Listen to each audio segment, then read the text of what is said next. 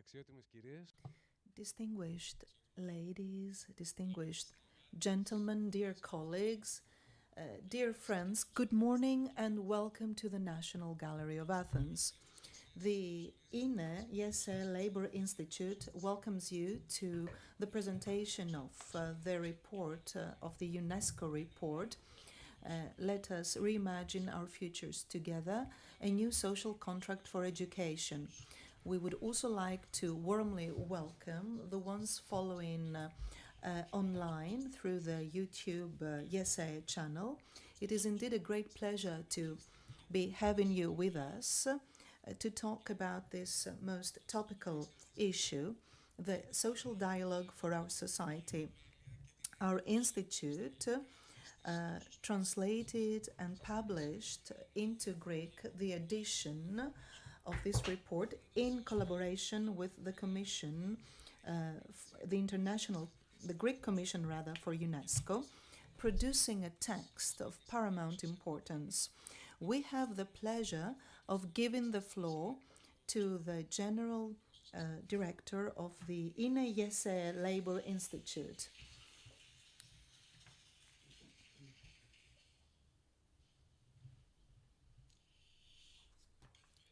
Good morning, ladies and gentlemen, dear friends.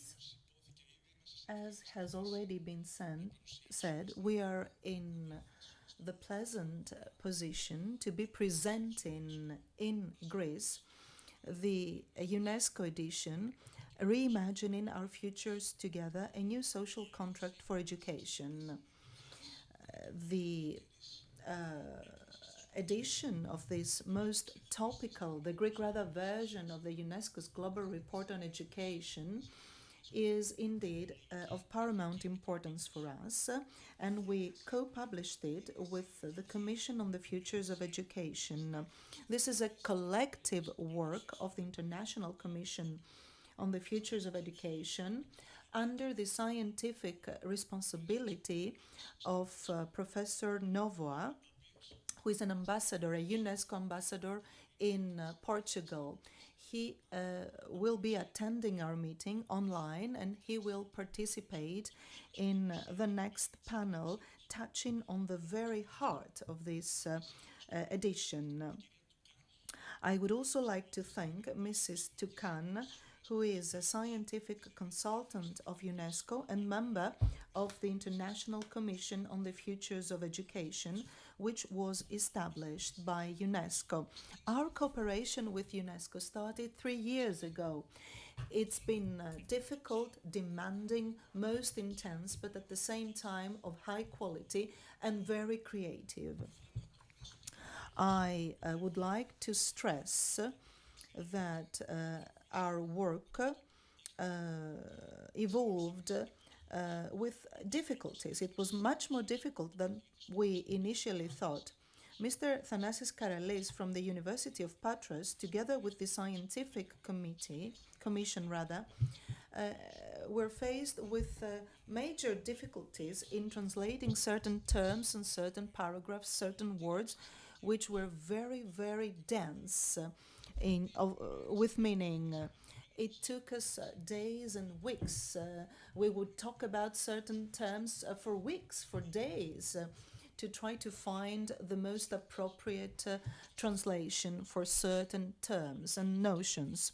However, this job was completed successfully, and we are here today to be offering the Greek citizens the Greek version of the UNESCO's Global Report. The presentation of this version constitutes a privileged moment of contemplation. It's not just about an international text. It is an opportunity to reimagine the relationship between learning and knowledge within the framework of collaboration and synergy in order to guarantee a better future for our world. This version, this report is very dense with meanings. I'd like to lay emphasis on certain notions of this report, and I'd like to also explain why our institute participated in this process. The first axis is about education as a common social good. Starting with the idea that education is a common social good, the report envisages the establishment of a new social contract which will recognize learning as a common process that will cultivate critical thought, the the active participation of the citizens in the public life. So it's not going to be about only developing skills, but also offer ways to societies to create codes of communication, to strengthen cohesion, and to create a code of ethics and values that will be common. The second axis is labor as a field of knowledge and social experience. This chapter of the report reminds everybody that every professional activity, every profession, every job offers new knowledge, a new social experience, and help us develop new skills. The report lays emphasis on the importance and the value of the mutual rapport between education and learning. Knowledge is not something that we acquire only in educational institutes. It's something that is born through practice. This transferring rather social skills into practice requires specific processes, but they upgrade practical knowledge. The third axis has to do with knowledge as a pillar for democracy and social dialogue. It lays emphasis on the issues of access to education. Inequality in the access of education brings about educational, social, and economic inequalities and creates obstacles to democracy. Therefore, access to education without obstacles, equal access, is a prerequisite, and all citizens should be able to have access to education in an equal manner. All such features are major components of democracy. Dialogue is not just, democratic dialogue is not just an institutional objective. It is a prerequisite for a society that develops and evolves collectively. The vision of UNESCO connects knowledge with democracy, labor with dignity, and development with justice. The establishment of a new social contract, as envisaged in the report on education but also on labor, it's not an issue of one moment. It is an ongoing process. It is a prerequisite for collaboration, for ongoing collaboration. Today's meeting is a very important moment in the favor of democracy and social dialogue. It is a starting point for that. We thank the General Director for his speech and the useful and vital information provided. We will now give the floor to people who inspire the vision of this new social contract. We will first have the pleasure of following message from Mrs. Zwede, Her Excellency Mrs. Zwede, former President of the Republic of Ethiopia. Let us listen to her message.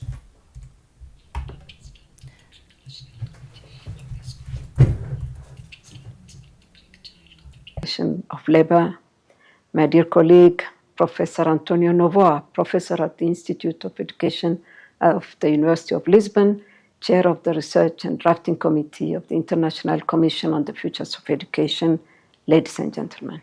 Warm greetings from Addis Ababa to all of you gathered at the National Gallery for this significant occasion. My special appreciation goes to the Labour Institute of the General Confederation of Greek Workers for their remarkable initiative in translating and launching the Greek edition of our report, Reimagining Our Futures Together. By bringing these words to life in your own language, you have opened a vital dialogue, ensuring these ideas can resonate deeply within your communities. There is a profound symbolism in launching this report here in a city that has for millennia been a birthplace of learning, a beacon of philosophy, and the very birthplace of democracy. From this soil, ideas have sprung forth to shape civilizations. It is therefore a fitting sanctuary for a report that calls upon us to once again shape the future, this time through the transformative power of education. As the chair of the International Commission on the Futures of Education, I had the profound honor of steering a global conversation over 3 years.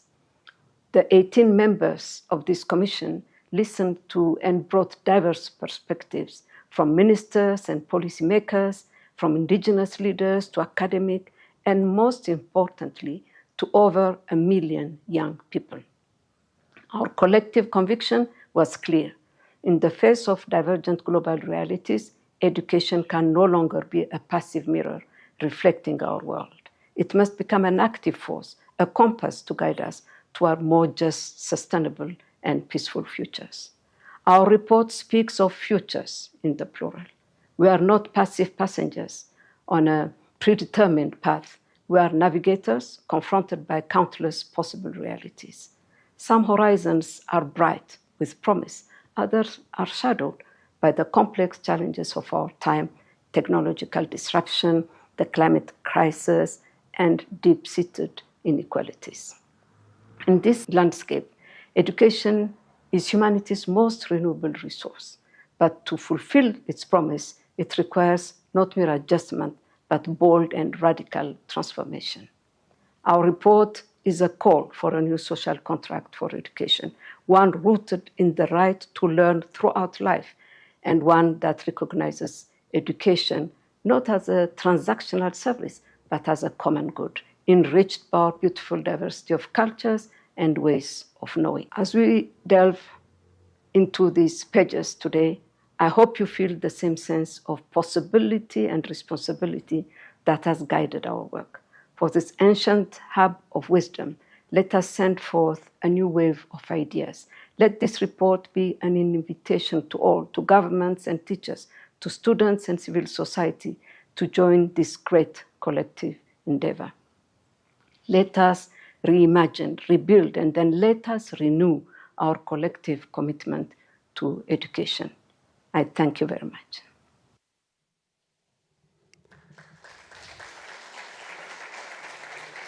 Ευχαριστούμε θερμά την...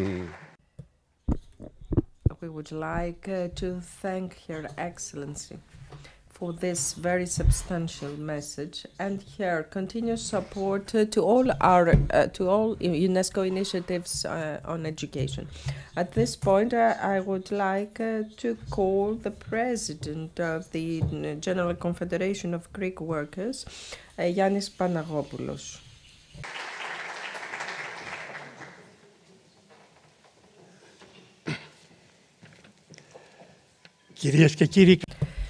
Ladies and gentlemen, good morning. I would like also to say good morning to all our friends who are following us on the live streaming. You know, many people work in the morning and when we hold events such as this one, they want to follow it and they can't, despite the fact that they are very important. The recent report on education by UNESCO, the one that you have in your hands, has imposed a holistic approach for the social role of education. Development cannot be measured exclusively as GDP indicators. It is the capability of societies to safeguard a quality, dignified work and safe access to knowledge. GESE is the top representative of trade unionism in Greece. And we participate actively in the creation of this new agenda, which unifies economic efficiency with the necessity of social cohesion. According to the report, labor is an undisputable human right. Social inclusion and dialogue are important in this era of technological transformation where automation, AI, transform our production models. Our country is faced with challenges comparable to those faced by other European economies. We have an expansion of flexible working, less social protection, and weakening of social dialogue. It is important to re-regulate the labor market on an institutional basis and on the basis of three principles. First of all, a strengthening of collective agreements as a tool to strike a balance between the capital and labor. Recognition of new forms of work, digital platforms, remote working, as part of labor law. And thirdly, an equal sharing of the results of production and productivity through social mechanisms. Work should not be seen as a cost, but as an investment in cohesion and democracy. According to UNESCO and to our mind as well, education is the cornerstone of our resistance as societies against a crisis. It gives us access to democracy, and we need just educational systems for that, and equal access to education with a mechanism of fighting educational inequalities, which, as it was said, end up in social and economic inequalities. We propose the creation of a lifelong learning system, which will be based on the the cooperation between the state and the labor market on an equal footing, and this would allow access to the totality of the labor force. We want to have skills that go beyond formal training. We want to follow the need for a green and digital transition. Access to knowledge is not a privilege, it's the prerequisite for social life and productive restructuring. According to the report, green growth has to have a human face. Digital and technological developments may create new jobs, but also abolish old ones if we don't fight social exclusion. We support the application of a national strategy for a just transition. It will include the retraining and reskilling of workers that are affected, especially in the field of industry, investment in social programs that will safeguard employment, active participation of employees into the drafting of policies for our transition into a green economy.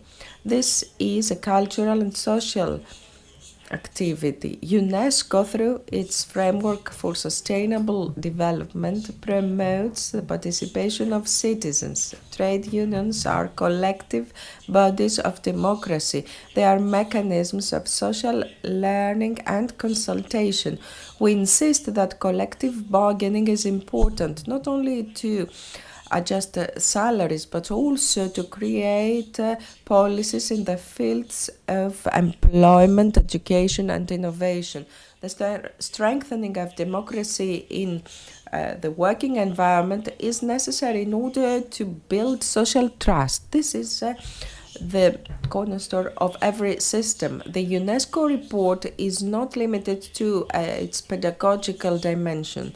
It's like a model for the establishment of a social contract between the state, employees, and the enterprises. We actually agree with that, and we propose a new social contract for Greece in the 20th century, a contract based on democracy, participative in democracy, equal sharing of wealth, equal access to education and lifelong learning. Employment, knowledge, and justice are not different things. They are a triplet on which we can base our sustainable and democratic future. Ladies and gentlemen, as president of the Labour Institute of GESE, I would like to thank UNESCO for the cooperation and the trust they have shown us when they assigned us to translate this report into Greek. I would like to thank Her Excellency, former President of the Federal Republic of Ethiopia, Saleh Work Zede, and Professor Antonio Nove, Ambassador of Portugal to UNESCO, the person responsible for the scientific curation of this report, Professor Thanasis Karalis from the University of Patras. And finally, I would like to thank former Prime Minister Giorgos Papandreou, who, together with Pavlos Dimas, journalist, will actually make us the honor to close this event with a discussion. And of course, I call all of you, my dear friends, those who are here and those who follow us on the internet, to follow the Foundation Act of its birth. Dear President Apostolos Sachinidis, thank you so much. Ευχαριστούμε πάρα πολύ, Πρόεδρε. Thank you very much, dear President. According to our agenda, Mrs. Dzidzi-Costa, Maria Ekaterini Papachristopoulou Dzidzi-Costa, Chair of the Hellenic National Commission for UNESCO, should have been with us. Unfortunately, she was not able to join our meeting, so Mrs. Bithara will greet the audience on her behalf. Γεια σας. Hello.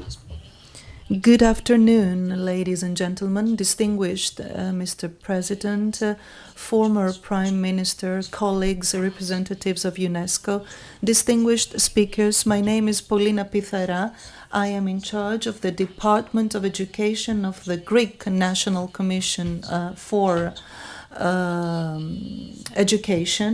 Mrs. Dzidzi-Costa was not able to join us, unfortunately, so I will greet you on her behalf. It is indeed a great pleasure to be participating in this meeting on the Greek version of the UNESCO's Global Report on Education, Reimagining Our Futures Together, a New Social Contract for Education. This report is a translation and co-publication of the collaboration between GESE and UNESCO. The previous speakers have touched on some topical issues, so I wouldn't like to repeat myself. We had a lengthy conversation with Mrs. Toukan about this edition, and there have been lots of consultations about it. They lasted over 2 years, actually, and they saw the participation of institutional bodies, public bodies, private bodies, scientific researchers, academics. The consultation has been very broad, and brought together more than 1 million people, as has already been said. So the report is of paramount importance. And the president of IESE touched on some very important features of this edition. I will only repeat a couple of those. One axis of the report is which also constitutes a filter through which UNESCO approaches education, and this is education for UNESCO is a means to put an end to all kinds of discrimination. UNESCO believes that through education, and this is obvious in the report, injustice can be settled, human rights can be promoted, discrimination can be eliminated, social dialogue can be promoted, and solidarity can be enhanced. A second element that runs through the whole edition and the policy of UNESCO in general is the way UNESCO again sees education as a vehicle to reach social transformation. And transformation for UNESCO is a new way to see the world, putting in the very heart of everything sustainability, technology, innovation, inclusion, and creativity. This edition, this report, is a starting point for a broad dialogue. It often repeats in its pages that it is not an action plan, but a starting point for a conversation, for a dialogue to reach a more sustainable and peaceful world. In an era where some people like to talk about differences, UNESCO talks about differences as points of strength to promote human rights and solidarity and reach a peaceful coexistence, solidarity, and a common vision for our future. Thank you very much.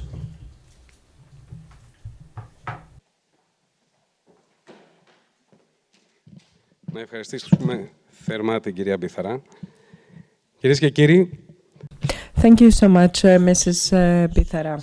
Now let's move on to the main part of our event, which is devoted on the presentation of the Greek version of the Global Report on Education. We have Professor Antonio Nova, Dr. Antonio Nova, who will speak to us remotely.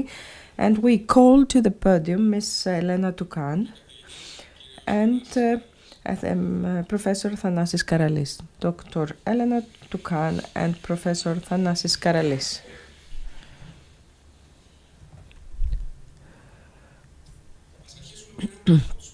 Let's start with one of the most important thinkers on education worldwide, Professor Dr. Antonio Nova, Professor at the Institute of Education of the University of Lisbon, President of the research group for the drafting of the report.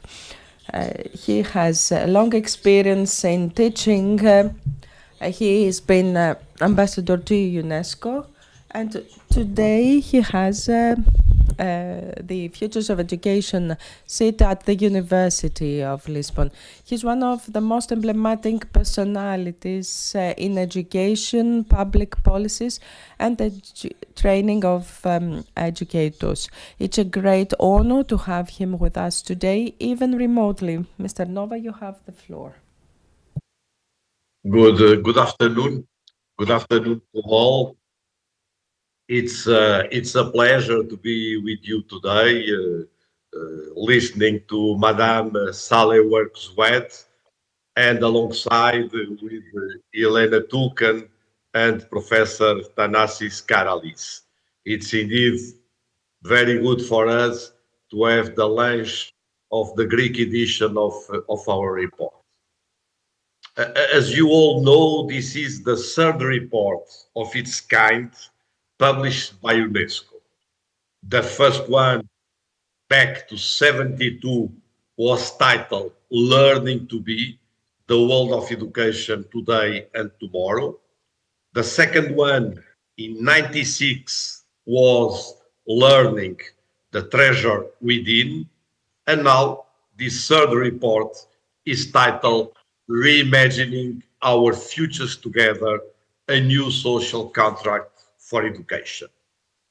Today, I would like to highlight a few key points from my own perspective rather than just giving a formal summary of the text. And the first point, it was already said, but the first point already said by Madame Saleh Work-Zwed. The first point I want to highlight is this. Truly, this is not a report in the traditional sense of the term. More than a report, it is an invitation to educators all around the world to engage in a discussion about the futures of education. The final text that you are translating and publishing in Greek now is less the work of a commission of experts and much more the result of countless contributions. About 1 million people participated in the global consultation for drafting these reports. And this is crucial to really understand what the report is about. The second very important point I want to highlight is the International Commission did not want it to carry out another foresight or scenario building exercise as often has been done by the OECD. It was not our intention to do a foresight exercise or a scenario building exercise. There was no intention on our part to anticipate the future. On the contrary, as Harjun Appadurai, one of the commission members, explains, our intention was to make uncertainty an ally rather than an opponent in the struggle to democratize the future. And Appadurai says and underlines that to make education the midwife of multiple futures, we may need to embrace uncertainty rather than try to suppress or avoid it.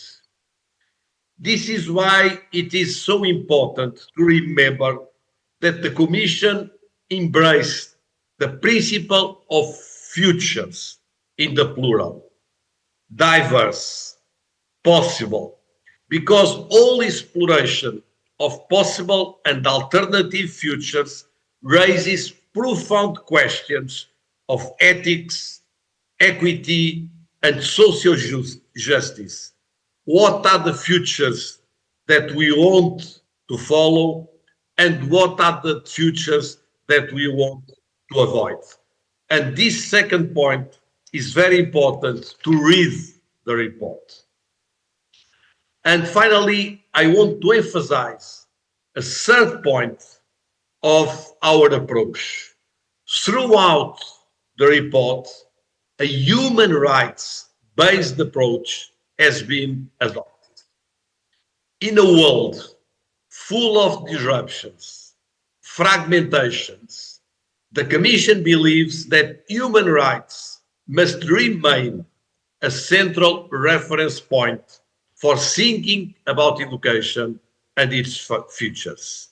And so, when we speak of a new social contract for education, or to be more precise, about the renewal of the social contract for education, It is to underline this, and I quote the report: the dialogue and action needed to build a new social contract for education must remain firmly rooted in a commitment to human rights. In fact, since education is not merely impacted by external factors, but plays a key role in unlocking potential futures in all corners of the globe, it is natural, if not obligatory, that reimagining our futures together involves a new social contract for education. Dear colleagues and friends, these three points are crucial to understand the construction of the report, which carries right in its title two key ideas: together and social contract. These two ideas immediately take a clear stance against the dominant trends of the privatization of education. Privatization, not in the traditional sense, but as the definition of education as a private, individualized good. Think about the discussions around the ubiquity of education. Education happening everywhere at all times, which tend sometimes to undervalue schools as places where we can learn together. Notice also the overemphasis on learning that are accessible, measurable, classifiable, learnings that can be done in front of a computer, online, personalized, flexible. It is true. We can learn many things on our own, but to truly educate ourselves, we need to be together with others. To educate, we need others to be with us together. And finally, think about the way we turn to digital tools and now to artificial intelligence, feeding the illusion that it can replace the human relationship between teachers and students and between students themselves. Are we willing to give up one of the few institutions left, the school, the public school, where it is still possible to attempt a shared effort, a life with humanity? The Commission says no to these trends and raises the importance of being together and constructing education together. So, against the tide of these trends, the International Commission stands firm on a simple but powerful principle: education as a public endeavor and as a common good. In other words, we believe in the importance of educating together for our common humanity. This common is not about settling for the lowest common denominator.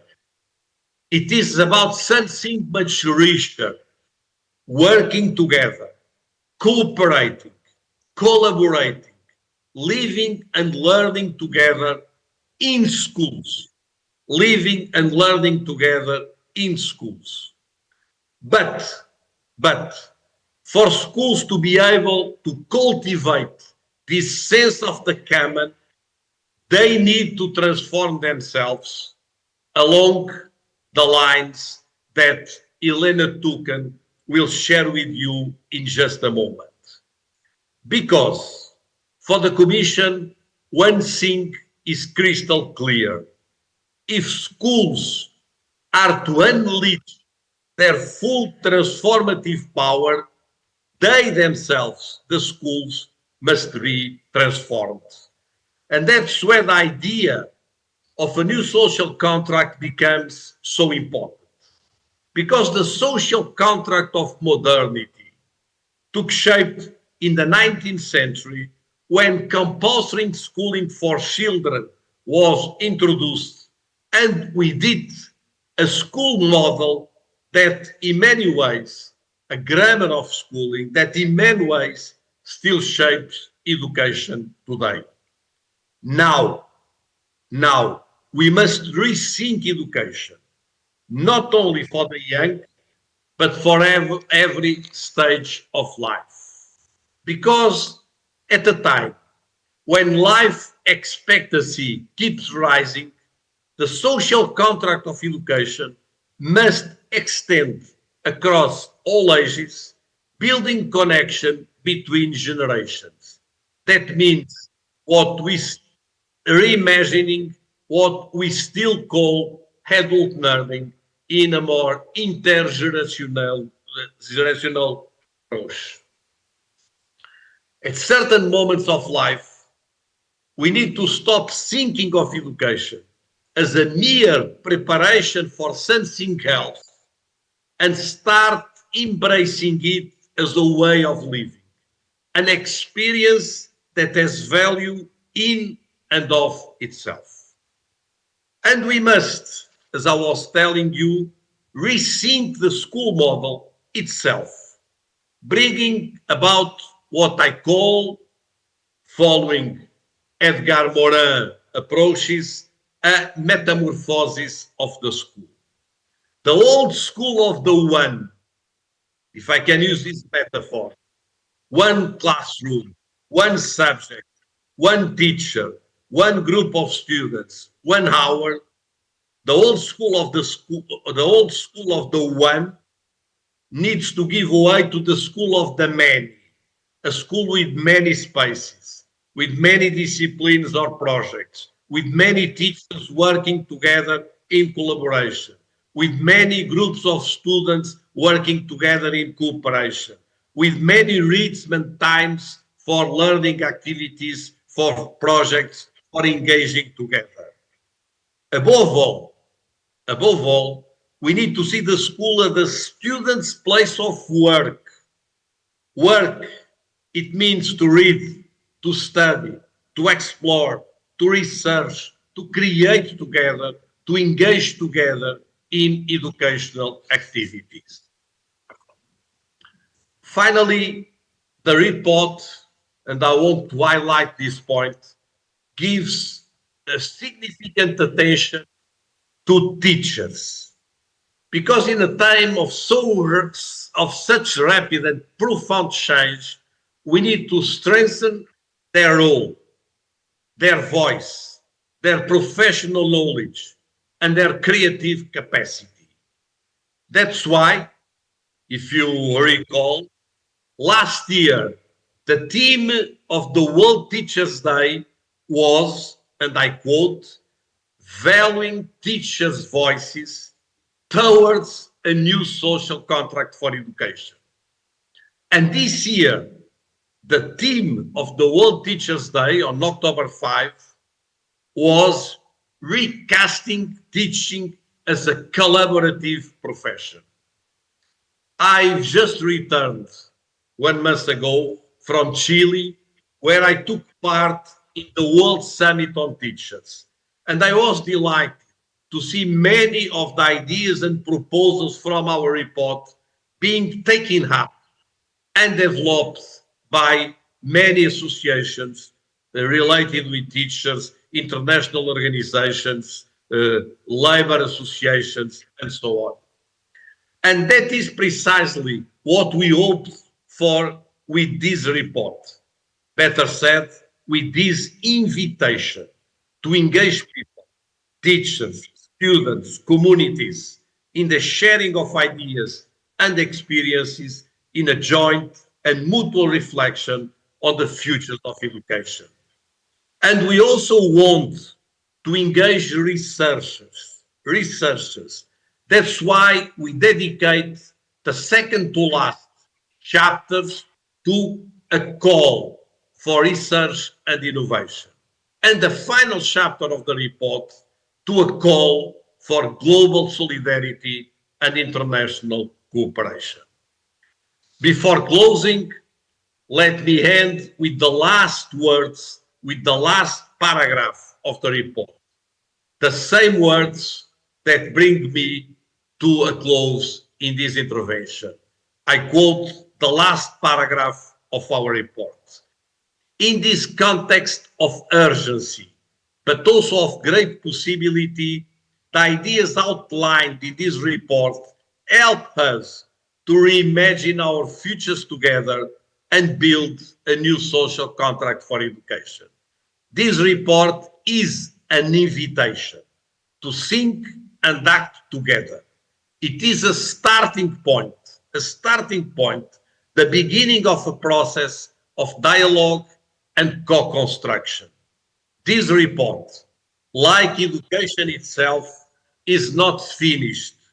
On the contrary, its actualization begins now through the labors of educators around the world and those who work alongside them. This is an invitation, and I'm very grateful to our Greek colleagues to being done the translation of this report, and it was indeed a pleasure to share with you some very general ideas, a brief approach, some of the way how we constructed this report in UNESCO. Thank you.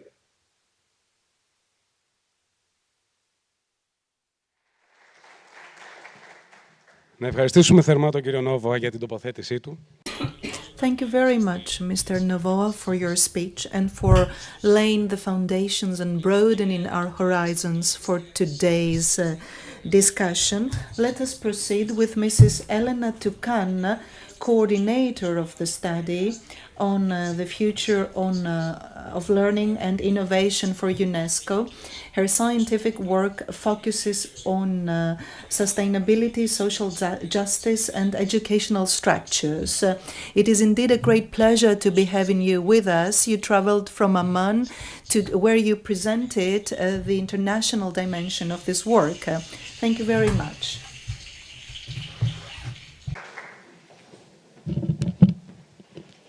Thank you so much. Is the right height? Good.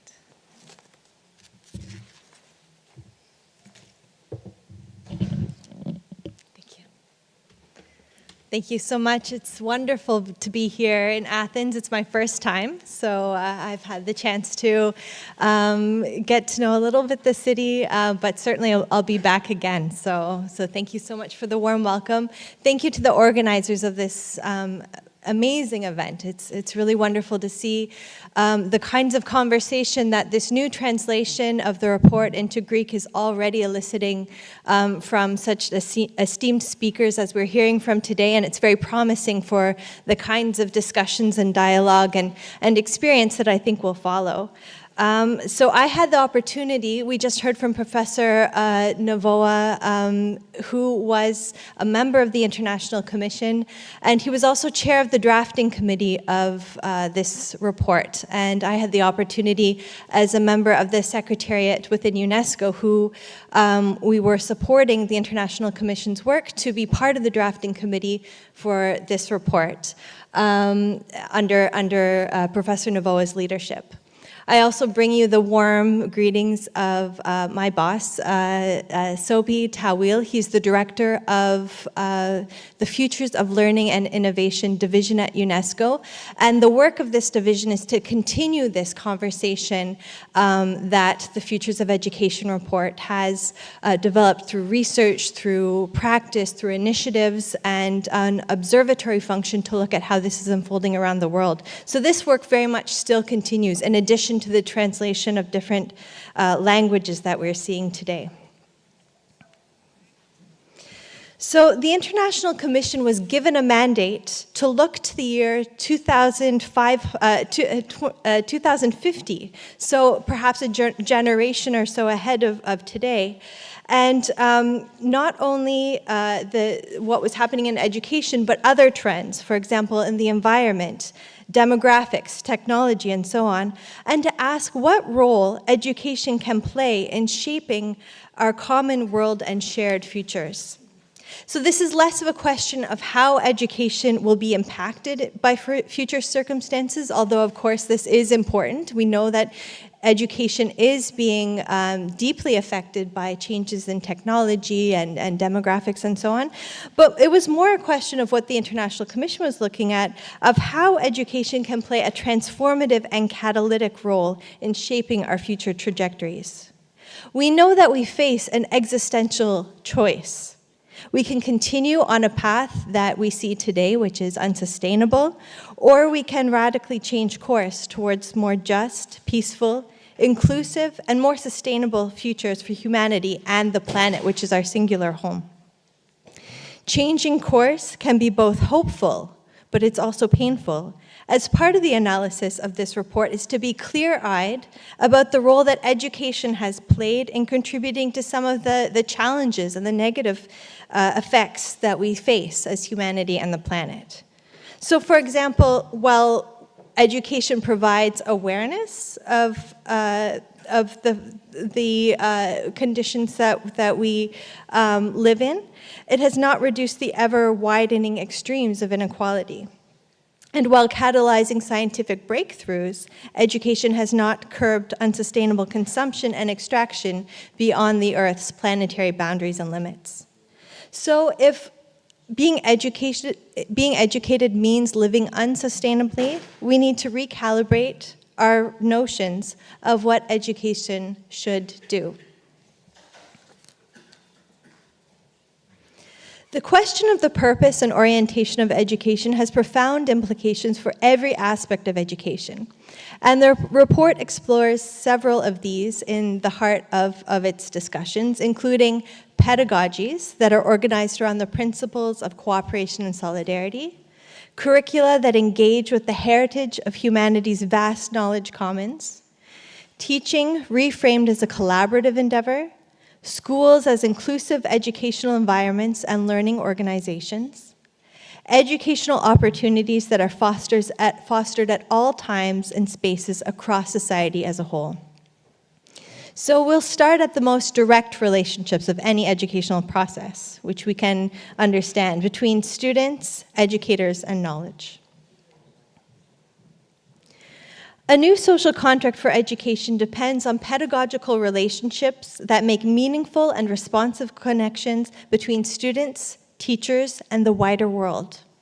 Too often, education is organized around competition.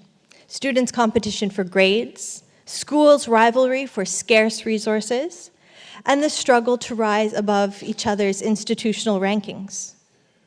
This comes at the detriment of building capacities, much needed capacities, to live and work together in an interconnected world.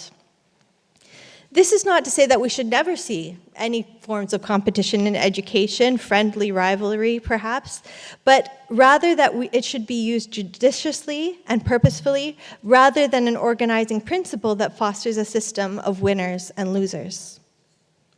Pedagogy and assessment impact students' relationships with learning.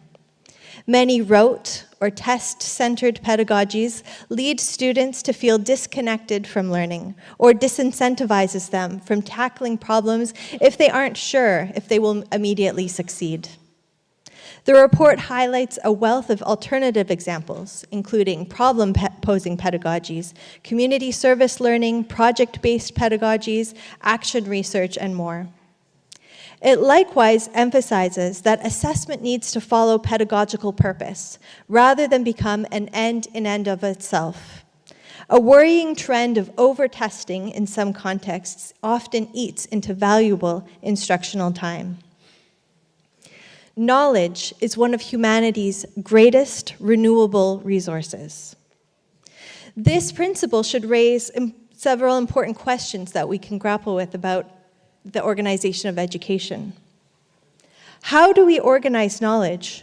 By age, by stage of life, by sector, by discipline? Where does knowledge come from? What ways of knowing, periods of time, cultures, paradigms, and methodologies do we privilege? And especially today, we need to examine our relationship with data, with information, ideas and concepts, which are changing with technology, algorithms, and the rise of attention-grabbing economic incentives. How is education then ensuring that students preserve their abilities to critically navigate knowledge and truth with sufficient depth and cognitive friction? Crucially, this report emphasizes that the contents and methods of what we teach and what we learn are inseparable from the purpose and meaning that underlies it. Many countries, Greece is not alone in this, many countries are seeing declines over the past decade in attainment of reading, mathematics, science, and other core areas of education. Yes, this got much worse with COVID, but the global trend pre-existed that additional crisis. This disconnect is multifaceted, so there's not just a single reason. From, for example, distrust in school authorities, declining public investments, and a lack of support in teachers, but curriculum itself is one area that requires renewal to ensure students are engaged and understanding what they are learning and building the competencies needed to apply them to a changing world. We today have greater access to knowledge than ever before in human history. If I think of my grandparents' time, even my parents' time, even my own childhood, just today with the device in our pockets, we have access to more knowledge and information than at any other time in history. But what is often missing is how to channel and organize knowledge together towards present priorities and future exigencies. So let's consider some of the priorities that the report identifies for the future of curriculum, teaching, and learning, such as linking our cognitive excellence with problem-solving skills, innovation, and creativity, embracing the growing role of digital technologies, but doing so in ways that don't simply create end users of these products, and instead develop critical and active agents in a society that is increasingly impacted by them in all areas. Education that equips societies to adapt to, but also to mitigate and even reverse the effects of climate change and ecological devastation. Education that treats students holistically as complete and complex human beings, for example, through quality physical education, social and emotional learning, culture, and the arts. And education that fosters constructive civic and political engagement with respect and dialogue. Addressing crucial priorities for the future requires a balance of thinking across disciplinary boundaries, as well as mastery of the depth of knowledge and disciplines that knowledge has to offer.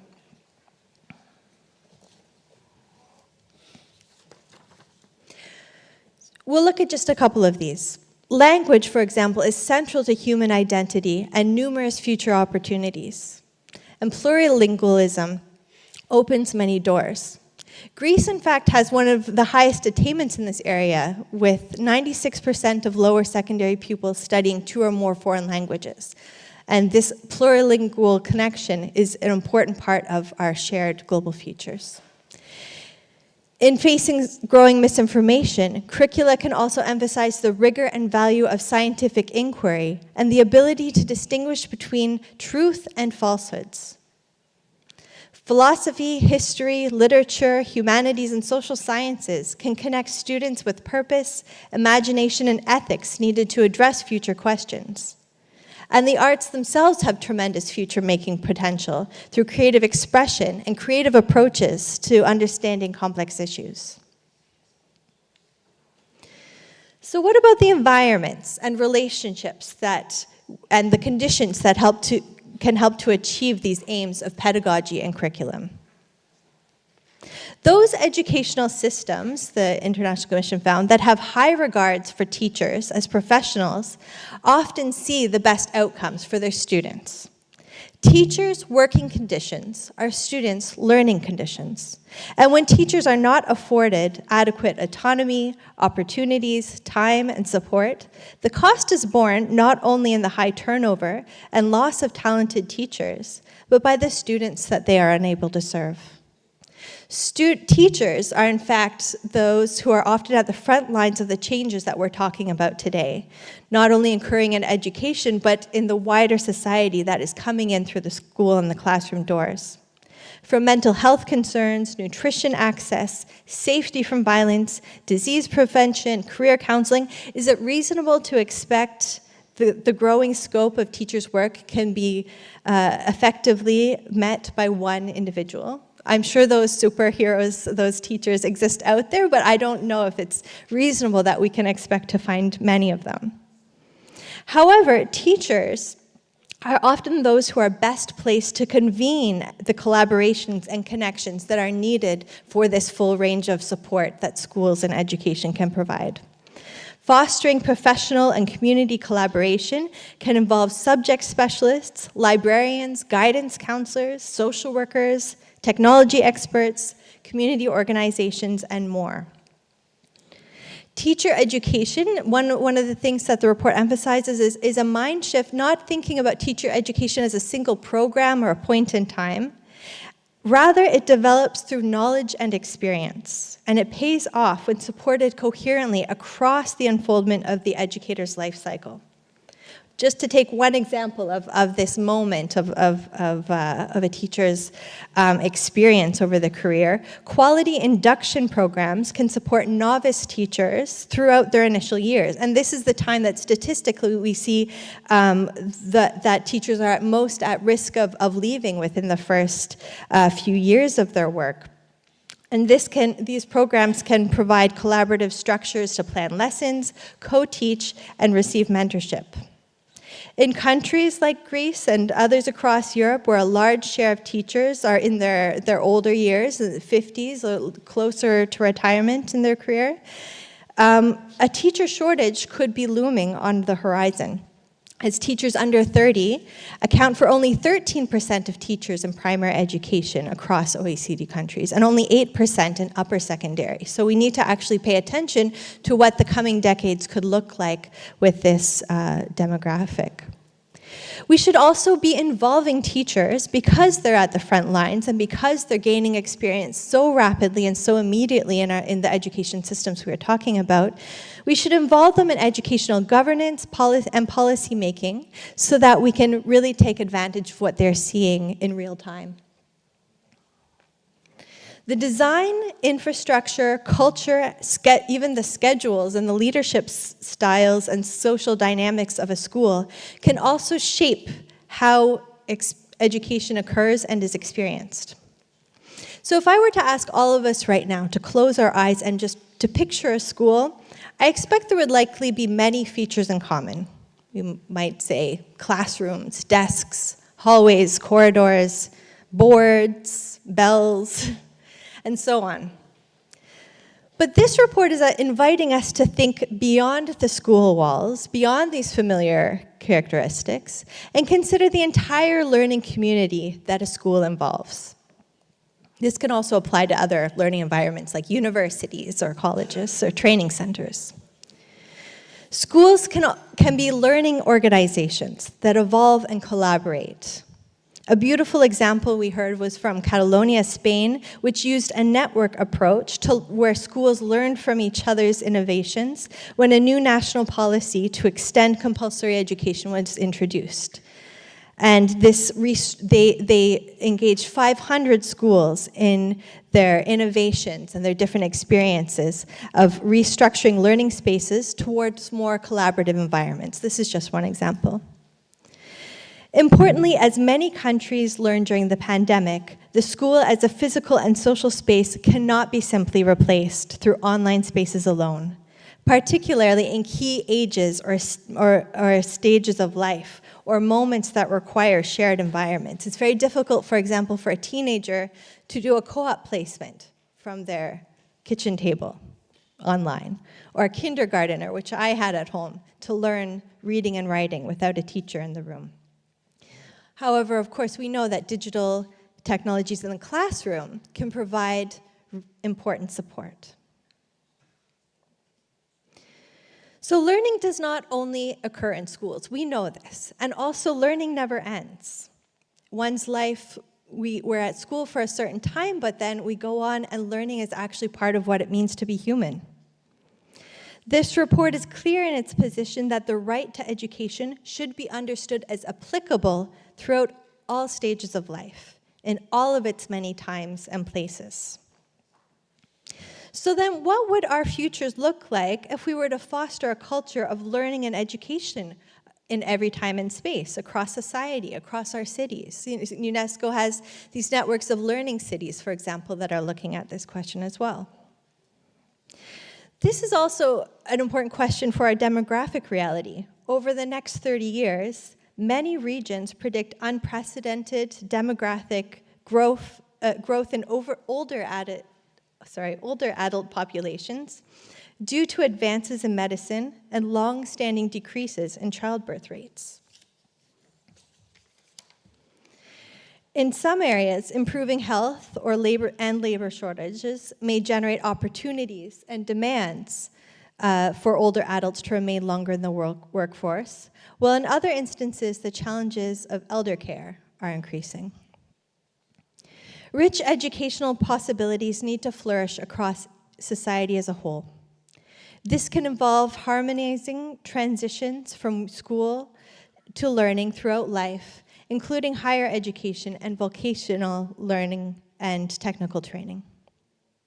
As economies and societies change, adult education will also need to open opportunities for career changes and reskilling, creating multiple flexible pathways. But adult education will also need to go beyond reskilling and filling labor market roles to be truly transformative.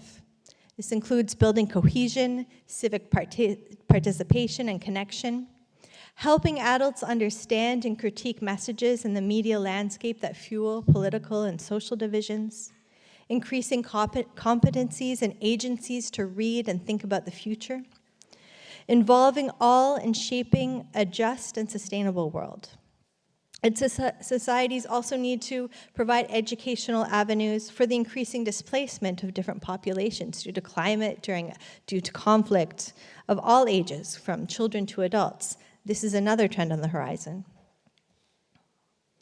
So there's, of course, much more in this report about these particular sets of recommendations, and I hope you will discover them. We've just scratched the surface of a few of these today. But let's go back to what we have meant by the futures of education. And we can do so by imagining three distinct yet interconnected, interwoven time horizons that education planners, policymakers, and developers tend to work along. So in the short term, we're often in a mode of reacting, and we need to become actually quite good at reacting. We had to do that when the COVID pandemic hit, and we needed to find ways that students could finish their year or go on to the next year. But often we don't have much time to think about the deeper issues that we would like to. Then there's the medium term, where we think, okay, in the next 5-10 years, how can we address this gap? How can we ensure that school opens this way? Or how can we accelerate what we're already doing? But this third horizon, the long term, is often the least discussed, or at least that's one of the things that we found in the preparation of this report. But over time, it is the most potentially transformative to the roots of the issues that we face with justice, with sustainability, with peace, and so on. And this is why the International Commission was given this mandate of looking at the year 2050 and beyond. We can't just stop there. It can't just be another kind of marking point that we look at, but beyond 2, 3, 4 generations. And it's one of the reasons why the Futures of Education report concludes that renewing the social contract for education is required. And this at a time when public trust for education in many places is under strength. A new social contract does not happen overnight. It can't. It is developed through trust over time, through dialogue and shared commitment. It requires meaningful relationships between students, teachers, communities, governments. It's grounded in reciprocity rather than transaction. Such a contract must be co-created, not imposed from above, but nurtured through inclusive participation, where diverse voices help to shape what we value in education and how we organize learning. So today we're celebrating the launch of this report in Greek, the latest language of this whole list that you can see here since 2021. And each time a report is translated in a new language, in Amharic, in Korean, in Kiswahili last year, in Portuguese, and so on, it reaches new worlds of experience. This is a fairly general report. It's a global report. It needs to be contextualized, taken further in each context. The year that it was published in Chinese, for example, the report was the number one favorite book among teachers in China that year. So it really is for everyone who's involved in education to take up, even a part of it, a chapter, a paragraph. And I hope that one of the outcomes from today is for everyone here to think of how they can see this report in the hands of more organizations, leaders, groups of educators, and others to read and grapple with these ideas together, now that especially that is available entirely in Greek. And we hope that you will share these conversations with us at UNESCO. Since 2021, we have seen hundreds of events such as this that strengthen the impact of the report at regional and national levels. And it has also been used as the key reference document for global processes such as the Transforming Education Summit at the United Nations in 2022, the International Conference of Adult Learning and Education in Marrakesh, the World Higher Education Conference in Barcelona, and last year we had the first International Forum on the Futures of Education in the Republic of Korea. It has inspired publications, scholarship, public lectures, even classroom presentations. So this is a work that is continuing to evolve and unfold. It faces many challenges. It's not easy. Many of these proposals and recommendations go counter to the way that we take for granted of what things look like. But it's a very hopeful challenge ahead of us, one with great transformative potential. So thank you very much for having me today.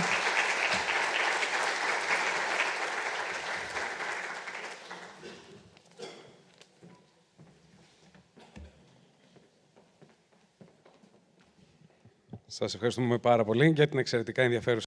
Thank you so much for this extremely interesting intervention and your contribution to the global discussion about the future of education. Now we move on to Professor Thanasis Karalis, Professor of Lifelong Learning and Adult Training at the University of Patras. He is a founding member and vice president of the Scientific Association for the Training of Adults, and he has been honored by UNICEF for his contribution into the creation of the first Center for the Rights of Children that was the first to be established in Greece. In 2002, he was awarded the Evangelos Papanouchos Award, and he is a scientific consultant of YESE and a member of the council called CANEP in YESE. So he coordinated the team that worked on this project for the last 2 years. It's a great pleasure and honor to have him with us today. Αξιότιμοι και αξιότιμες. Distinguished guests, dear friends, before starting my presentation, allow me to say something personal. Many years ago, when I started my postgraduate studies, I saw a report for learning to be the UNESCO report that was published in 1972. Back then it was a 10-year-old report for me. I've read this report several times. Every time I'm faced with a difficult program, I read it again. It's the Bible for education in modern times. For me, it was a great chance to have the honor to present the Greek version of the UNESCO Global Report on Education and be a coordinator for the work that was done in the framework of this project. Give me a minute to mention the names of the team members that worked for this project. I am the head, but there are many others behind me.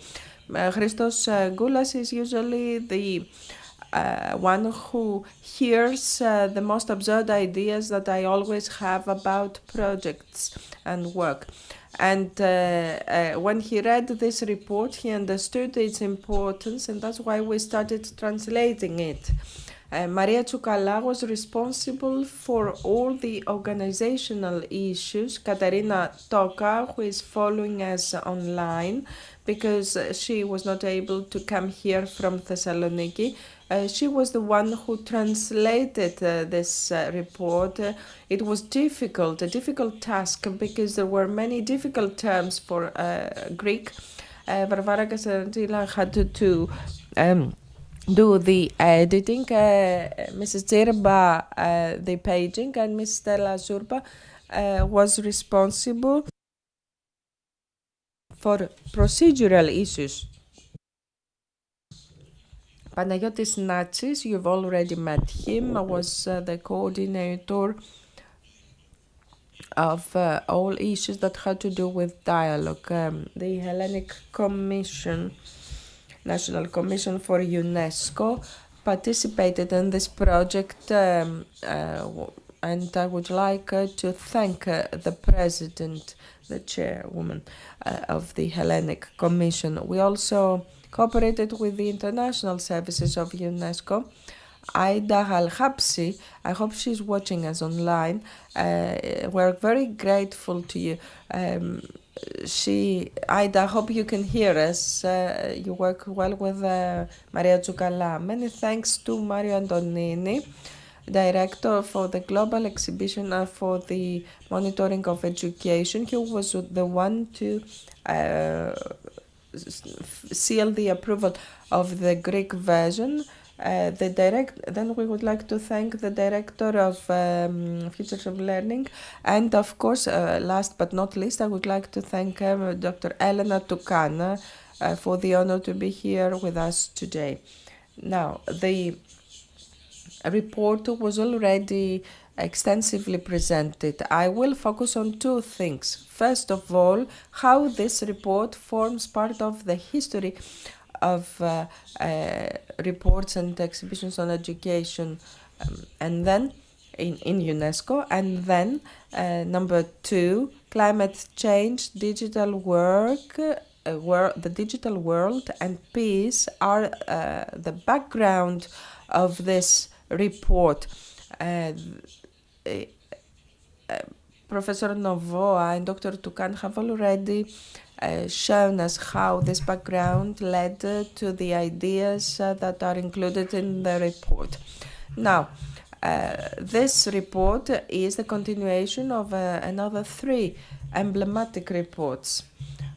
What UNESCO has been doing is every 25 years, whenever the generation changes, actually UNESCO sets up, let's say, a group of people from all corners of the world who discuss about what is happening and what will happen in the future. The report we are discussing now is for the future, for 2050. The first report, Fundamental Education, was issued right after the establishment of the UN and UNESCO. It was the way that UNESCO introduced itself to the world as an organization that will make democratic and humanistic education real. So, fundamental education was preferred back then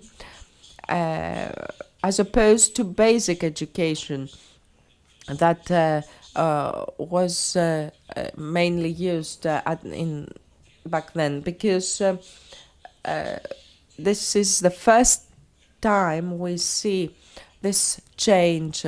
We go beyond simple literacy and we move towards multiple literacies. This is the second report, the Bible of Educational Policy, even today read by everybody in the field of education. Is the report. It is also called the FOR report because this was the president. And in the previous report, we had Ku Yusu, an expert in UNESCO. So this is the first time that we have a politician chairing. And through this report, we have the introduction of lifelong learning as a notion. And you can see the definition of continuing learning. Because education is a continuum in life. It doesn't have to do with age. So education has to be organized in a similar way. The other report, which is called Learning the Treasure Within, under the Delors chairmanship, was published by a publishing house. It was not for free.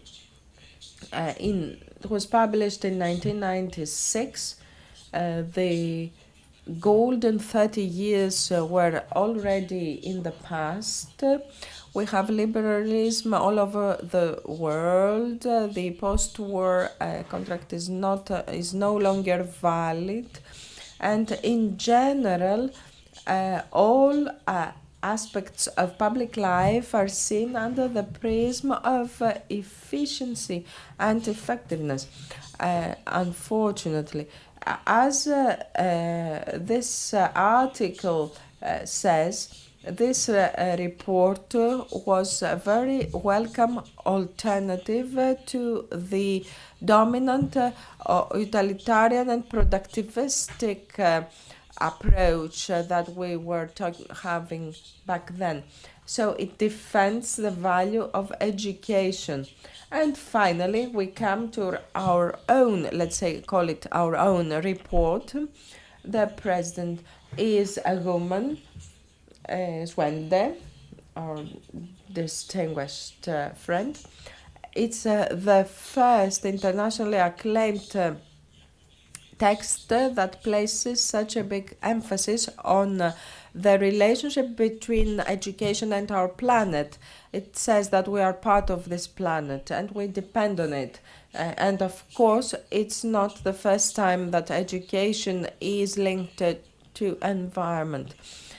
But phrases like a traumatized planet are things that we don't see very often, at least in educational policy texts. In the past, we had education on the planet. Then, with the ecological agenda and its influence on education, we have a turn towards education for the planet. And now with this report, we get into the era of education with the planet. In general, programs that teach trainees and students to be mere protectors of the planet are in the past, because this is for the planet. Now we have an innovation. In 2019, a distinguished theoretician, Patton, published a book, Blue Marble Evaluation. That's the title. And we cooperated with him, with Professor Patton, at the Labour Institute of the General Confederation of Greek Workers. He's a wise man as regards evaluation. When I saw the title, I wondered, what does he mean?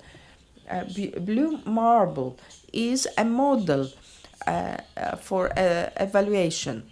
It was used by the United Nations for the evaluation of SDGs. You can see a picture of the Earth here, This picture was taken on the 7th of December 1972 by the Apollo 17 crew when they entered into the orbit of the moon. They were detached from Earth, let's say. So it's thrilling if you imagine that the whole humanity is on our planet except for these three people. And one of the cosmonauts who took this picture, he said it's like a blue sphere that is so fragile. How harmful has our influence been on this very sensitive planet? So all these astronauts described their feelings as feelings of awe, and they perceived this fragility of the planet, and that's why this logic was also used for this book. The logic of and for the report, of course, the logic of a fragile and traumatized planet. And this is also mentioned in the report, not only once, many times. Mr. Khan, if the previous reports were ecumenical, this one is global in the term planetarian, let's say, because we approach education in a way that actually emphasizes the fact that the planet will not cease to exist when humans are not there anymore. The opposite is not true. So this report proposes a plan B, an existential, let's say, proposal for humanity.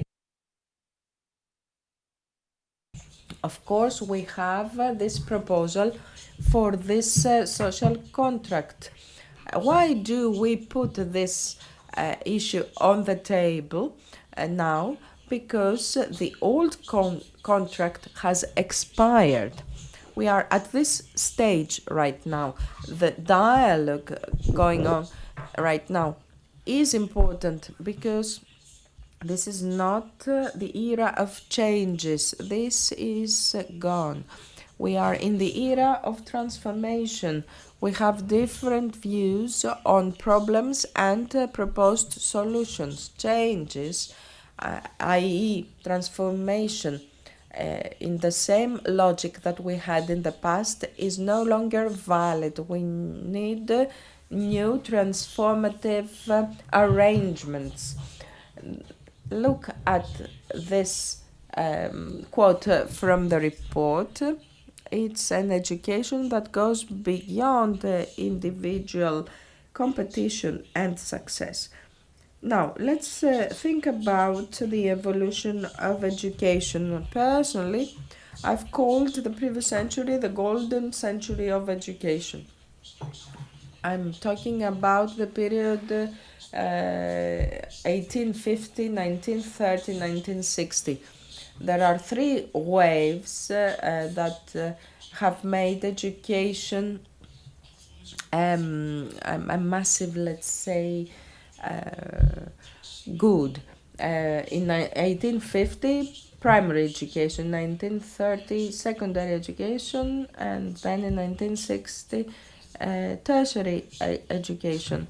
Right now, we have so many countries that have access to tertiary education. 40% of graduates are graduates of tertiary education.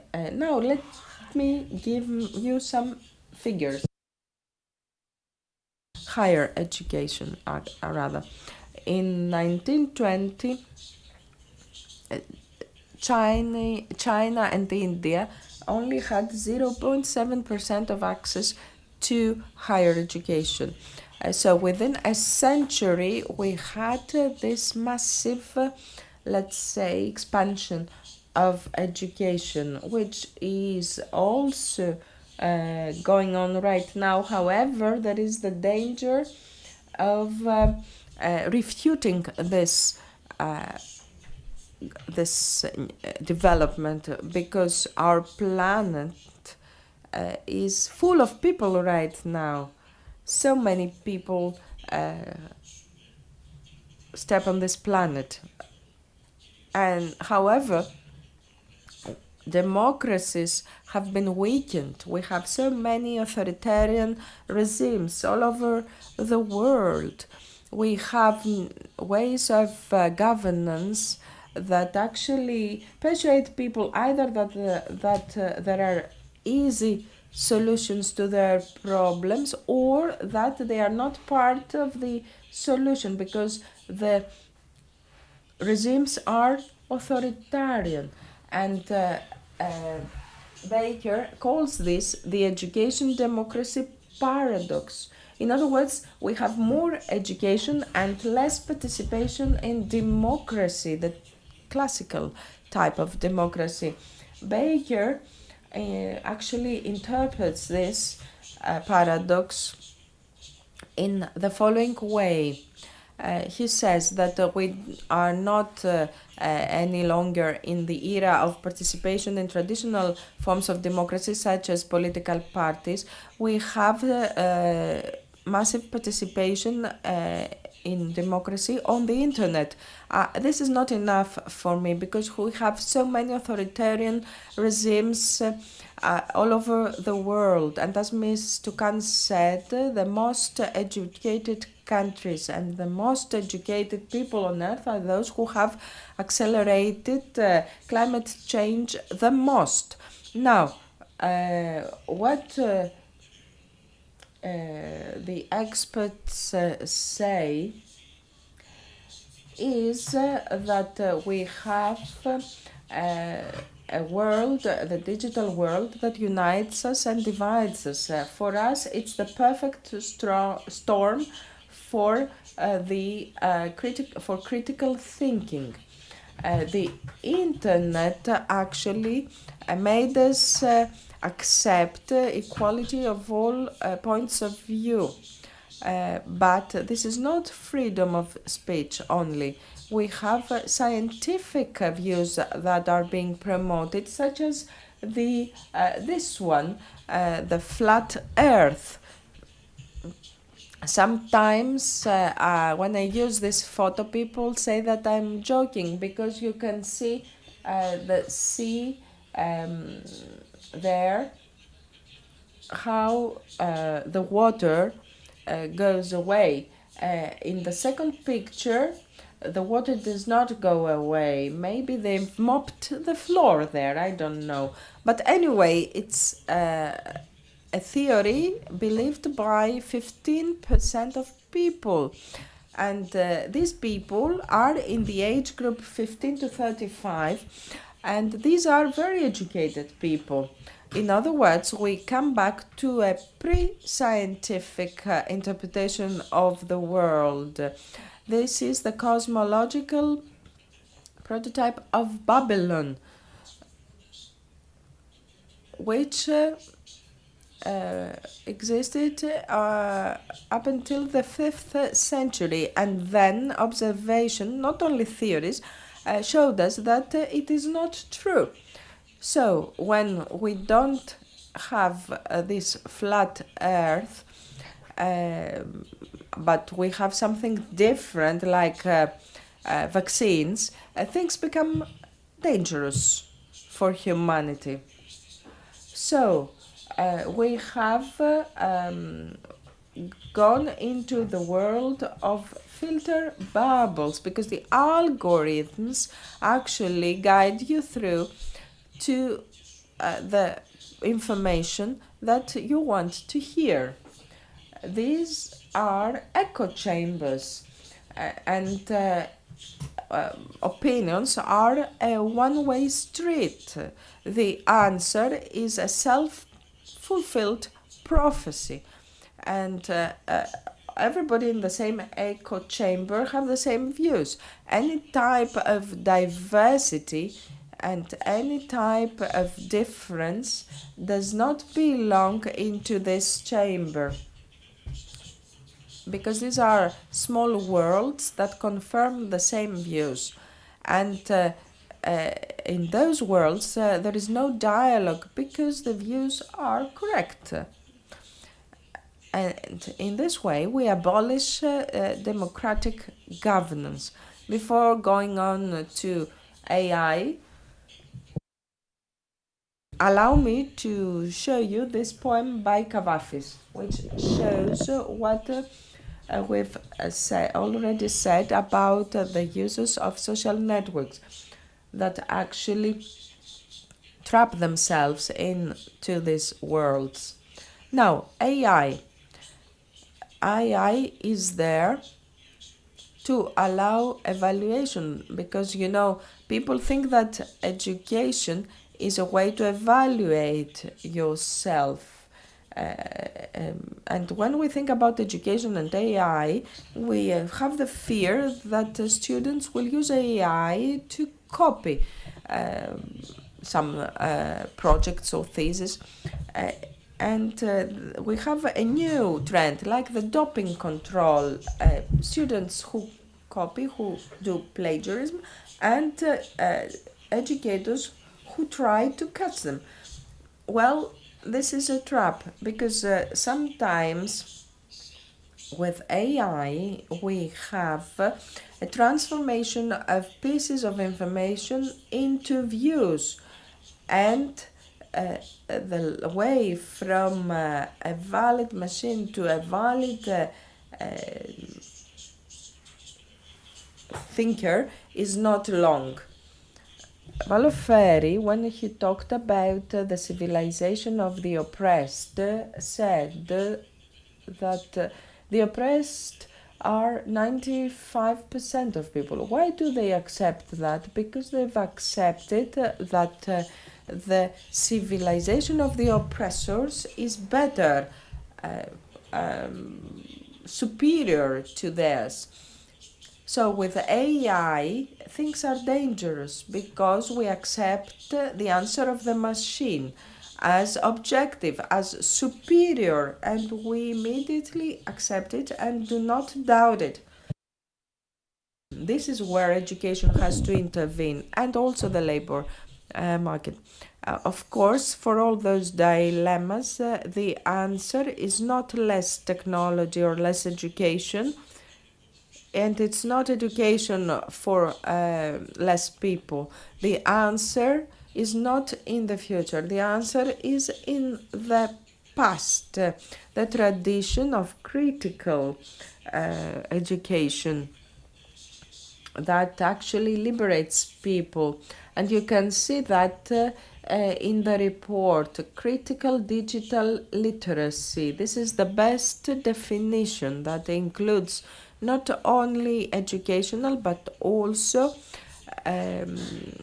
political issues that are at stake. What do we do with critical thinking? We revisit our theories and we try to understand why we believe what we believe in.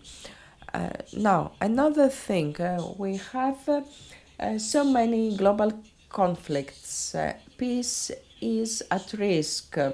Look at defense spending from 1961 to 2024. We've had an increase of 250% in defense expenditure, and the number of people that die in state-based conflicts has increased. Within 3 years, we've had 600,000 people who died.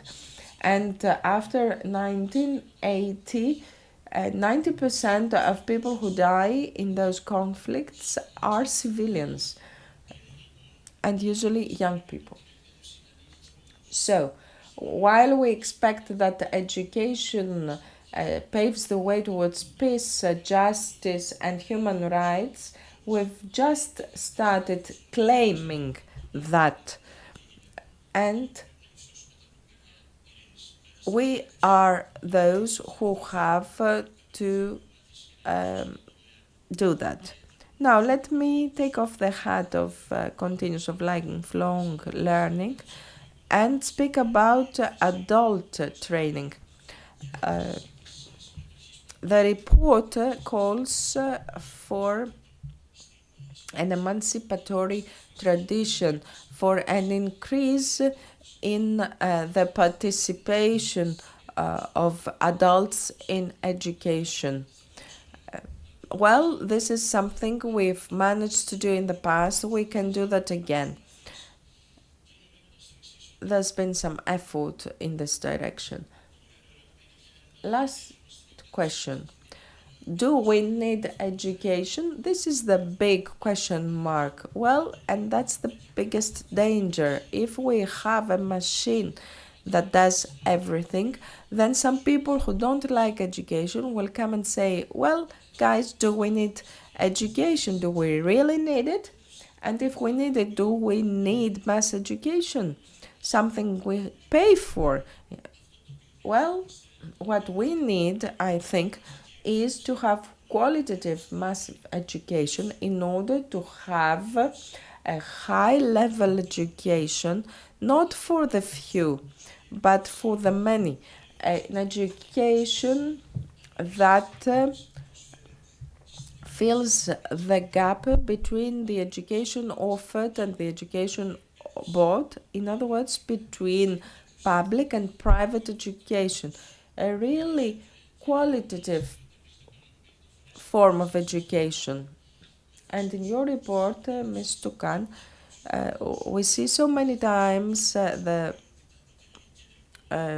words that this education has to be based on our common future, the pedagogy of cooperation and solidarity. And it is a qualitative, massive education. That's what we aspire to in our institute. To sum up, let me say that the report speaks about education as a public project and good. We want to transform the future in order to do away with injustices. But the proposals here are just a starting point, as Professor Novoda and you said before. This report is not a manual for action. If we want to see those proposals and recommendations as recipes, as guidelines, this is not correct. These are the starting point for a thinking that is not dogmatic. It's sensitive. It's to the particularities. It wants to coordinate the global realities with the local realities. We have a dialogue all over the world that is up and running, and our institute wants to start this dialogue in our country as well. Thank you very much for being here. We've just started this dialogue. Ευχαριστούμε θερμά τον κύριο Καραλή. We thank warmly Mrs. Karalis and Mrs. Toucan. Thank you very much for your insights. So following the very interesting speeches and the scientific data provided, now it's time for dialogue where ideas meet practice and the global vision becomes a Greek vision as well. So we'll shift to a fireside chat, touching on the new social contract for education from the vision to practice, seeing the participation of two distinguished personalities, former Prime Minister Giorgos Papandreou, former Prime Minister of Greece, and Mr. Pavlos Tsimas, a journalist and a researcher, one of the most prominent journalists of the public life in Greece. Ladies and gentlemen, let us welcome Mr. George Papandreou and Mr. Pavlos Tsimas.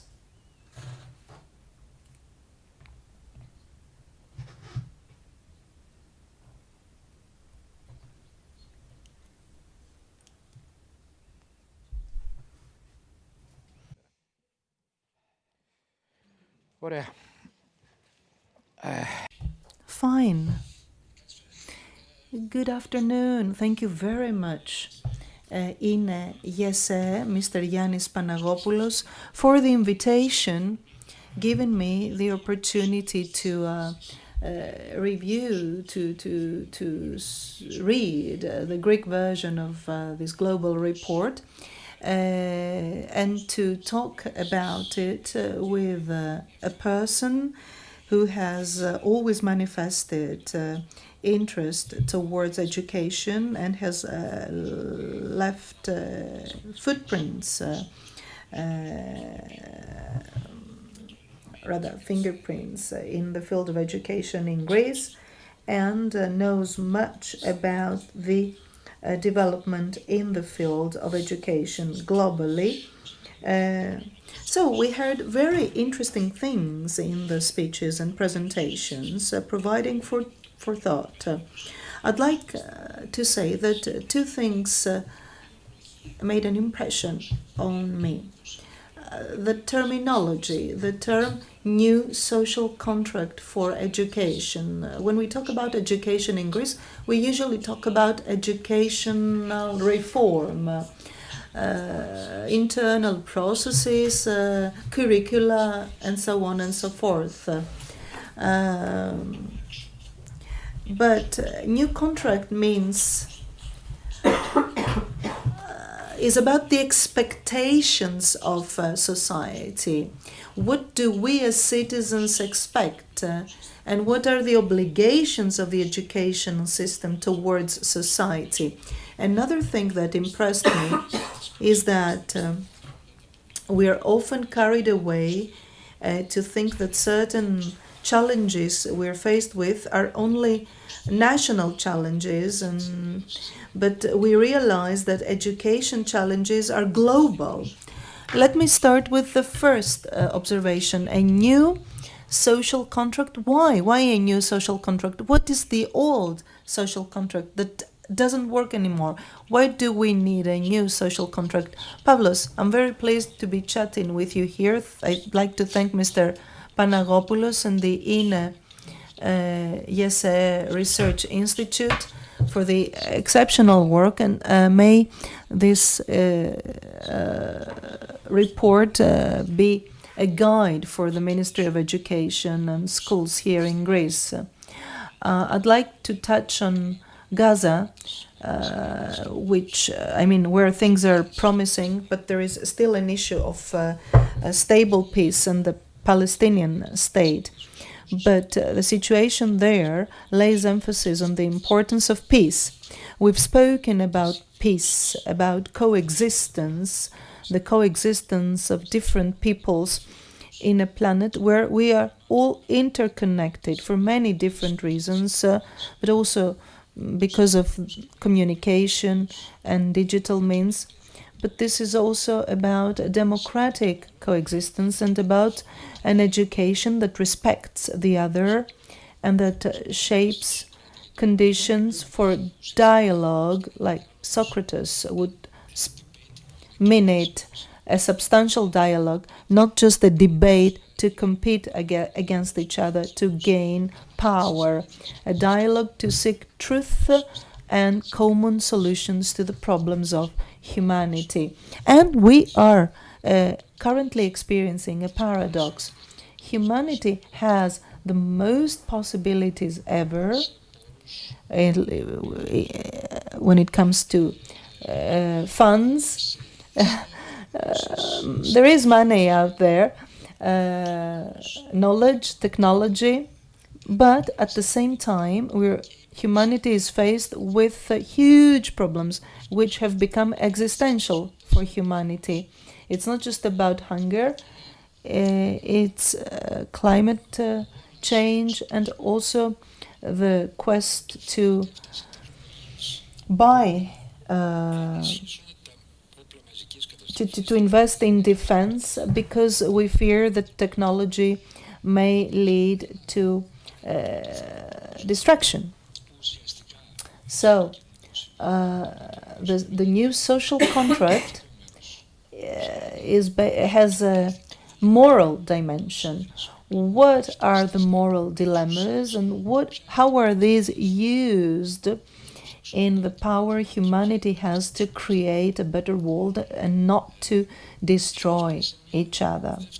This takes us to a second question, to a second dimension of the social contract, which is democracy. Who controls all such technologies? Are they controlled by the citizens or by certain few, or the platforms, for example, or the algorithms? Who controls those? Who produces those? The oligarchs or the regimes, like state regimes, like China, authoritarian, totalitarian regimes, and so on and so forth? Who is controlling the public discourse and our personal lives? And then we have a third dimension, which is justice, having to do with inequalities, with access to knowledge, to science, and to societies which can be equal and respect human rights.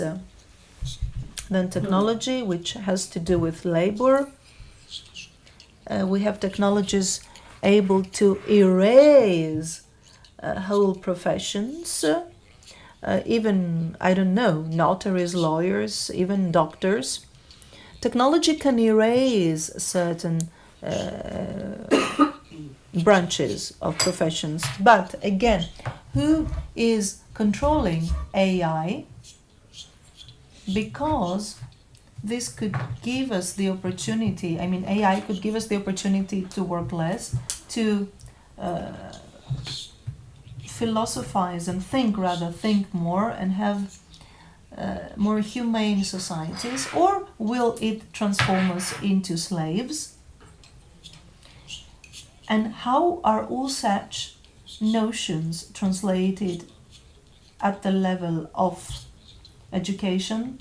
Paulo Freire, well, I have worked with him in the past, and I also had invited him to Greece. He speaks about the pedagogy of the oppressed,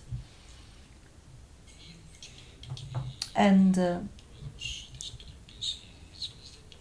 Zvezde also said so, the chair of the commission.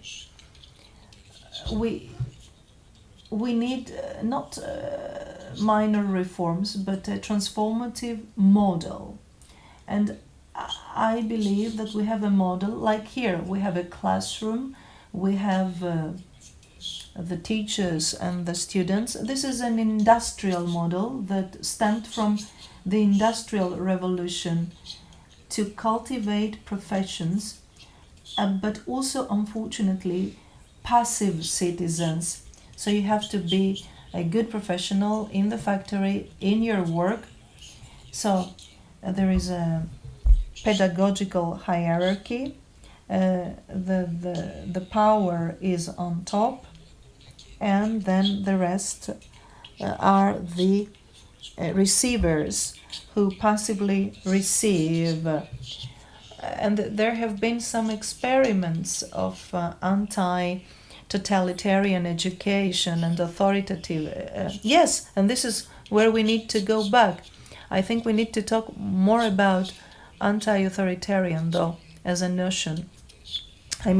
We all are teachers and we all are students. Not everybody is good for everything, but there are many different approaches. Freire says, how can we create an education that will unleash possibilities and creativity, And this coincides with the problems we are faced with today. Today, we don't really know whether the educational system will give you, for example, a degree for a profession that may not exist after a while. And this means that we need to see not what to learn, but how to learn. Not whether we will get a degree or not, or we should aim at the degree or not, but we should try to see whether learning will be there available as an ongoing process, as a lifelong learning. And the university will need to have a system providing lifelong learning. The school needs to become a lab, a laboratory, not just a space through which knowledge reaches students, but a lab in seeing the participation of students, where students are offered the scientific tools to learn and to research, and the classrooms should not longer be like four walls, but the whole world.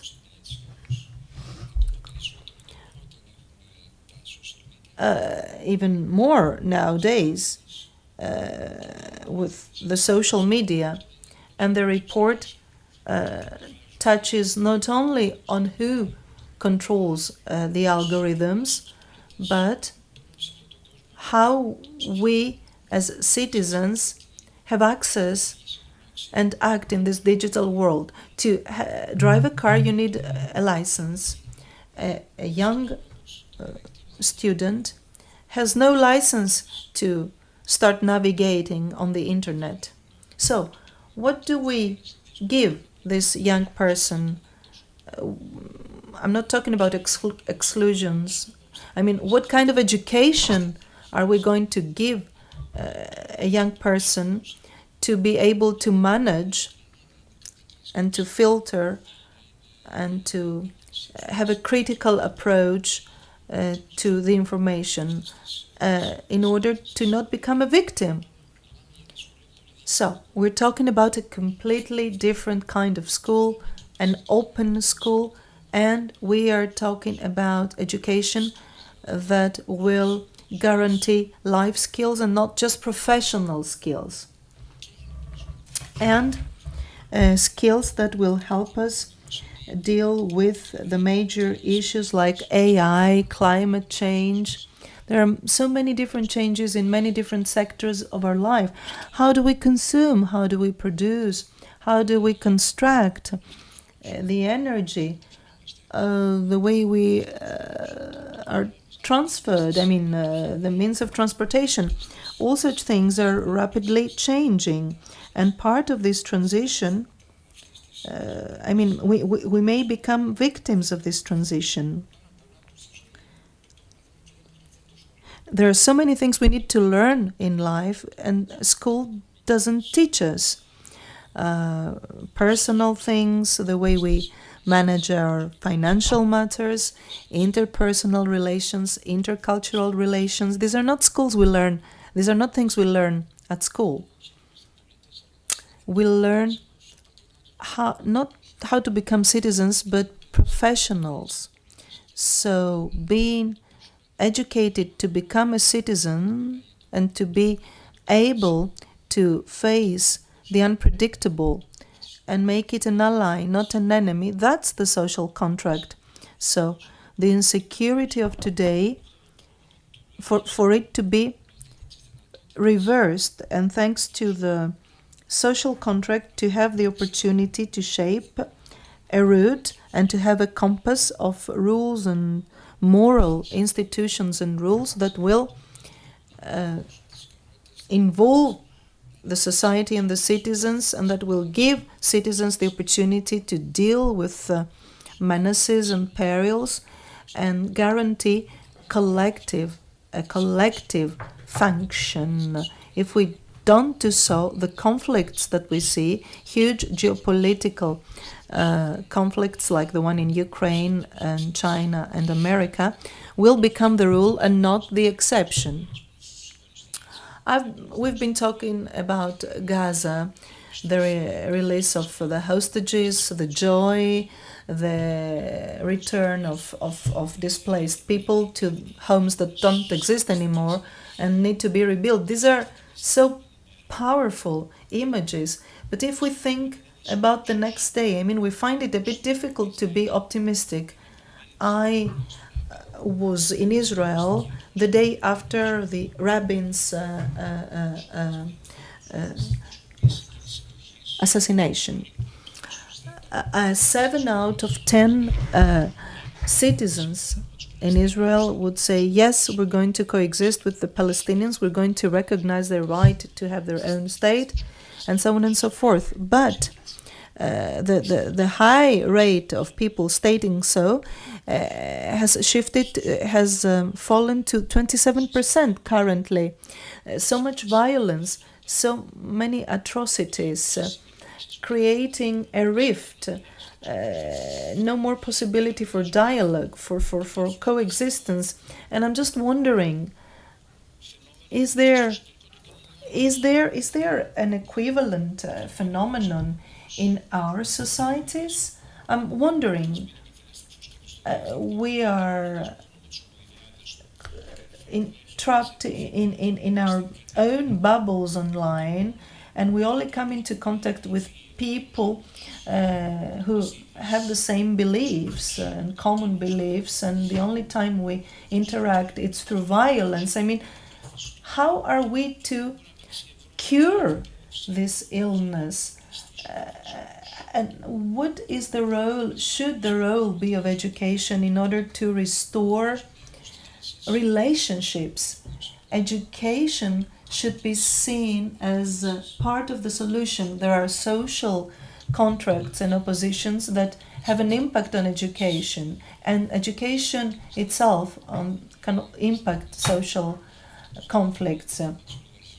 There was a meeting on oligarchy this past weekend, and a series of phenomena that have undermined global politics and multilateral diplomacy and the multilateral system of values. Inequalities are one of the problems, and we see inequalities in our societies, but also at a global level. Globalization created a connection between capital. Yeah, we were talking about collective bargaining. With who? Given that capital can move and go everywhere else where labor is cheaper, where the terms are more beneficial, to earn more and more, to profit. I mean, capital can hide in the various heavens out there, fiscal heavens, to fight against debt and deficit. You need to tax the middle class, unfortunately, and the working people.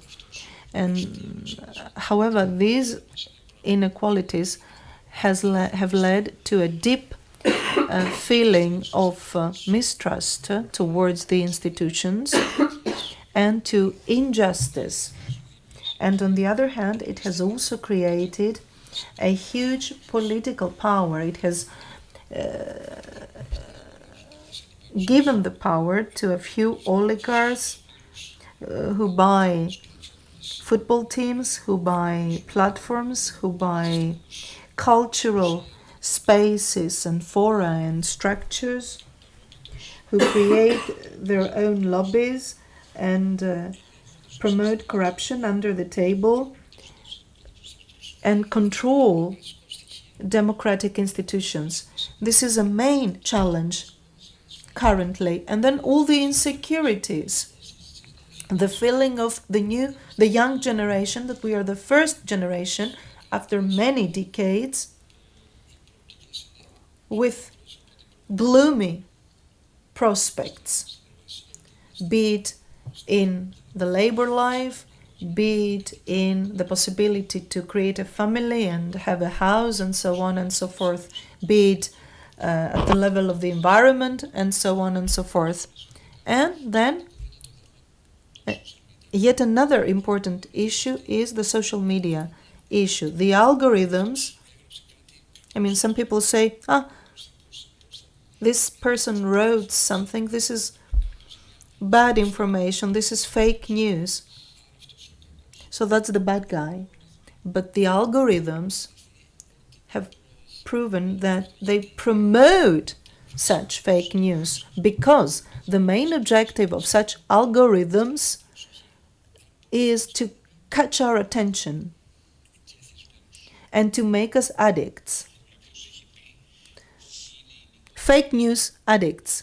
Someone said, what is nicotine for cigarettes is rage for social media. That's the mere substance that makes them work. And the rage, I mean, they want to keep our attention because attention is measured by big companies as money, in terms of money. Money they earn, they gain. It's not just about rage, but they've studied and they've seen that the more you create a kind of racial, if I may say so, or massive group feeling, I belong to this group, which, for example, believes that the earth is flat and so on and so forth, and the more fanatical you become about, the more your attention grows. So they keep promoting all such beliefs and convictions that actually cultivate and create a feeling of belonging to a group of people. We have more communication on one hand, but on the other hand, we've lost substantial communication. So human communication has become very precious, but also more rare. And discussions, for example, we are holding a dialogue and we have some rules for this dialogue, and these rules have been functioning since the ancient years of democracy. There was respect, and there were the wise people. They wanted to use rhetoric to gain. Anyway, this is what algorithms do currently. They don't promote a creative discourse, but a discourse of conflict. And who can control the algorithms? Because algorithms are right now dominant. Well, we have to control the oligarchs. Europe has to put some terms to publish the algorithms. They have to fight for that. These are the rules. There is this public space of democracy, the social media, and we have to create laws for this public space. So we are a group of people here, and some people who are watching us live streaming. But public discourse and public consultation is now in the hands of those algorithms. We need laws for that. We need a legislative body which will say how should we shape dialogue in our societies? How can we use science to solve our problems instead of fighting with each other? If we don't set our hands on algorithms, not because we want to censor them, but because we want to control this disruption, we will continue with this polarization. Europe can play a role in that. Europe is the only hope in today's world. Despite its problems, we are based on values. We are different nations with different cultures, but we survive on the basis of common values. These values are well founded. If this is undermined, Europe will be destroyed. So if we put value on algorithms, social inequalities, and not on the control of those powers, we will not succeed. Europe has to play a role in that. Now that you were talking, I had this picture, this image in my mind.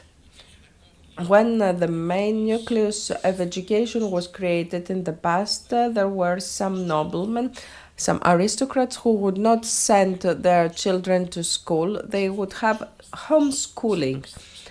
Suddenly, it seems as if we've gone back to those times. We've seen that during the pandemic. You don't have to go to school. You are plugged in. You can watch the lesson online. You can submit your projects. However, education cannot be an individualized process. Neither can its objectives be an individualized process. Not moving around, learning everything from my computer, not coming into contact with educators is something that is well present out there, and there are so many dilemmas. Yes, exactly. What you've just said, Pavlos, was also said by our friend in Portugal. So it's not only private education in the economic terms, it's private education in terms of individualized education. Maybe we should abolish universities and Google could educate you. Well, that would be a tragedy, first of all, because what is Google? What are the objectives they have? What are the fields they want to explore? That's number one. And number two, learning through the internet can be a good complement to education. But if we want to have real education, we need to retrace, to find again the community, the sense of community, because we have so many people sitting at the same table and not talking to each other. They not communicate with each other. They communicate with the cloud or whatever. So the school can play this role, but it has to be a different school. It shouldn't be this type of school where students go, listen to the teacher and look at their watch and say, what time are we going to finish?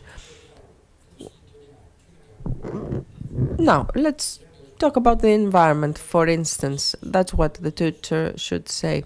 What can we do in our neighborhood with the maths, with math, with biology, with geography, with the things that you've learned from those subjects? What can we do to reshape our neighborhood? Well, why do we underestimate our children, young people? They are citizens, and teachers can be mentors, and they can show moral values and ways of investigating and solving problems. And this is a method that has already started in Finland. This is one of the most successful countries in the world in educational terms. And this is also a way to stop this polarization of societies. After the pandemic, we've had so many young people with huge problems, mental problems, problems of depression because of isolation and because of the internet. nowadays children see a different world on the internet. They are lost in this tunnel, and they don't have a clear view of the real world. Okay, so we have this individualized view of the world. There is a sentence in the report which says that there are universities that are proponents of the public dimension of learning and promote a public sphere of learning. We've had this discussion recently in Greece with new private universities. What do you expect yourself from that? Well, let me put this issue differently, the issue of public education. In Greece, we have a very centralized educational system. It cannot adapt to the realities of our times. The books that you read, the pages that you learn, the skills that children have, the areas where they grow up. Is it an urban area with all types of comforts? Is it a rural area, an island, a touristic area, which has different issues and challenges? How can education really touch upon the real needs of our times with rural development and economic problems and mental health issues? Our educational system has been ignoring all that, and there is this unified way of dealing with children that does not do them justice and does not do justice to our educators either. So our public university, our state university, is very centralized and bureaucratic. I believe that Article 16 should change in order to liberate our state universities and set rules for the private universities. So, in this way, if we don't do that, we will not liberalize our state university. We will not have a flexible university that can recruit the staff they want, etc. But we give this opportunity to private universities. And then we cannot control quality. We are one of the few countries where our constitution does not allow for private universities, but we have so many private universities out there. Why? Because we haven't managed to regulate their role. And we, as PASOK, Pan-Hellenic Socialistic Party, we have talked about universities that are not for profit. These are not state universities. They have profit, but they reinvest it in education. And maybe they're a little bit elitistic. But anyway, on the report, we read that if public school is not our core priority, private education will overthrow it. And this is something that we see in Greece nowadays. We have this freedom of purchasing everything. People can come and purchase everything in Greece, and we've sold out our Greek identity, and this can happen with education as well. So we need a new educational system that will liberate children, will allow them to set targets in their lives without pressure, without obliging them to decide what they want to do in the future when they are only 14 or 15 years old. And of course, we will give the opportunity to public universities, state universities to develop. If we want to have two important development goals for our country, the first one should be education. A new educational system, as we see on the report, that will make us make our education more international. We're talking about our demographic issues, our need to promote health, our digital life. Our universities could be centers that would attract international students. I was talking with the Minister of Education of India, who told me that they don't have many universities and they want to send students abroad. And I asked him, how many students do you have? He said every year we have 40 million people who graduate from high school. Well, we don't have that capacity in Greece, but you understand there are so many foreign students who could come here. Why don't we have foreign students, however? Because our system is so stringent that we have not developed this possibility. Greece could have been a center for education for foreign people. The Aegean or the borderline areas of Greece are not far away, are not remote areas, because they are already, as we see them in Greece, those who live in Athens at least, because they are already away from their home. So for people who come here from abroad, Samos, an island, is a beautiful place to live on. It's not a remote area as we see it here in Athens. Now, I remember what you had as a conviction when you were a Minister of Education about, it was your conviction for a national baccalaureate. Why is this method better than the tests we take to enter the university that your grandfather, Georgios Papandreou, instituted in the past?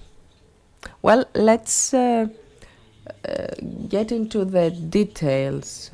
Our educational system should be different. We should invest on teachers, on professors.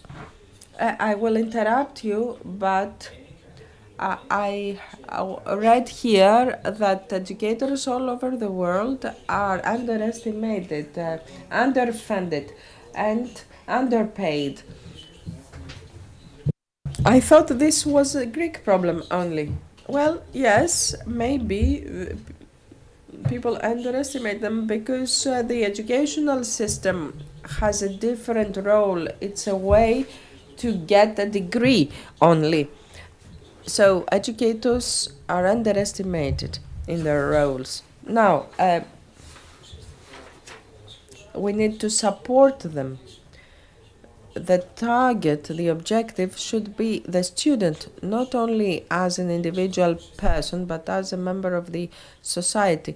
And of course, the exams should be our evaluation compass. It shows us the value we have. What is the value that our educational system has today? Is it objective? Well, it may be objective, but there is no meritocracy, because maybe you do well in exams, but the knowledge you've gained, is it valuable for myself and the society? So a different system of examination, different types of exams would allow us to reset our values in Greece. Is it valuable to be a doctor? And this should be part of our educational system. Critical thinking, analytical thinking, synthetic thinking, collective work, investigative work, teamwork.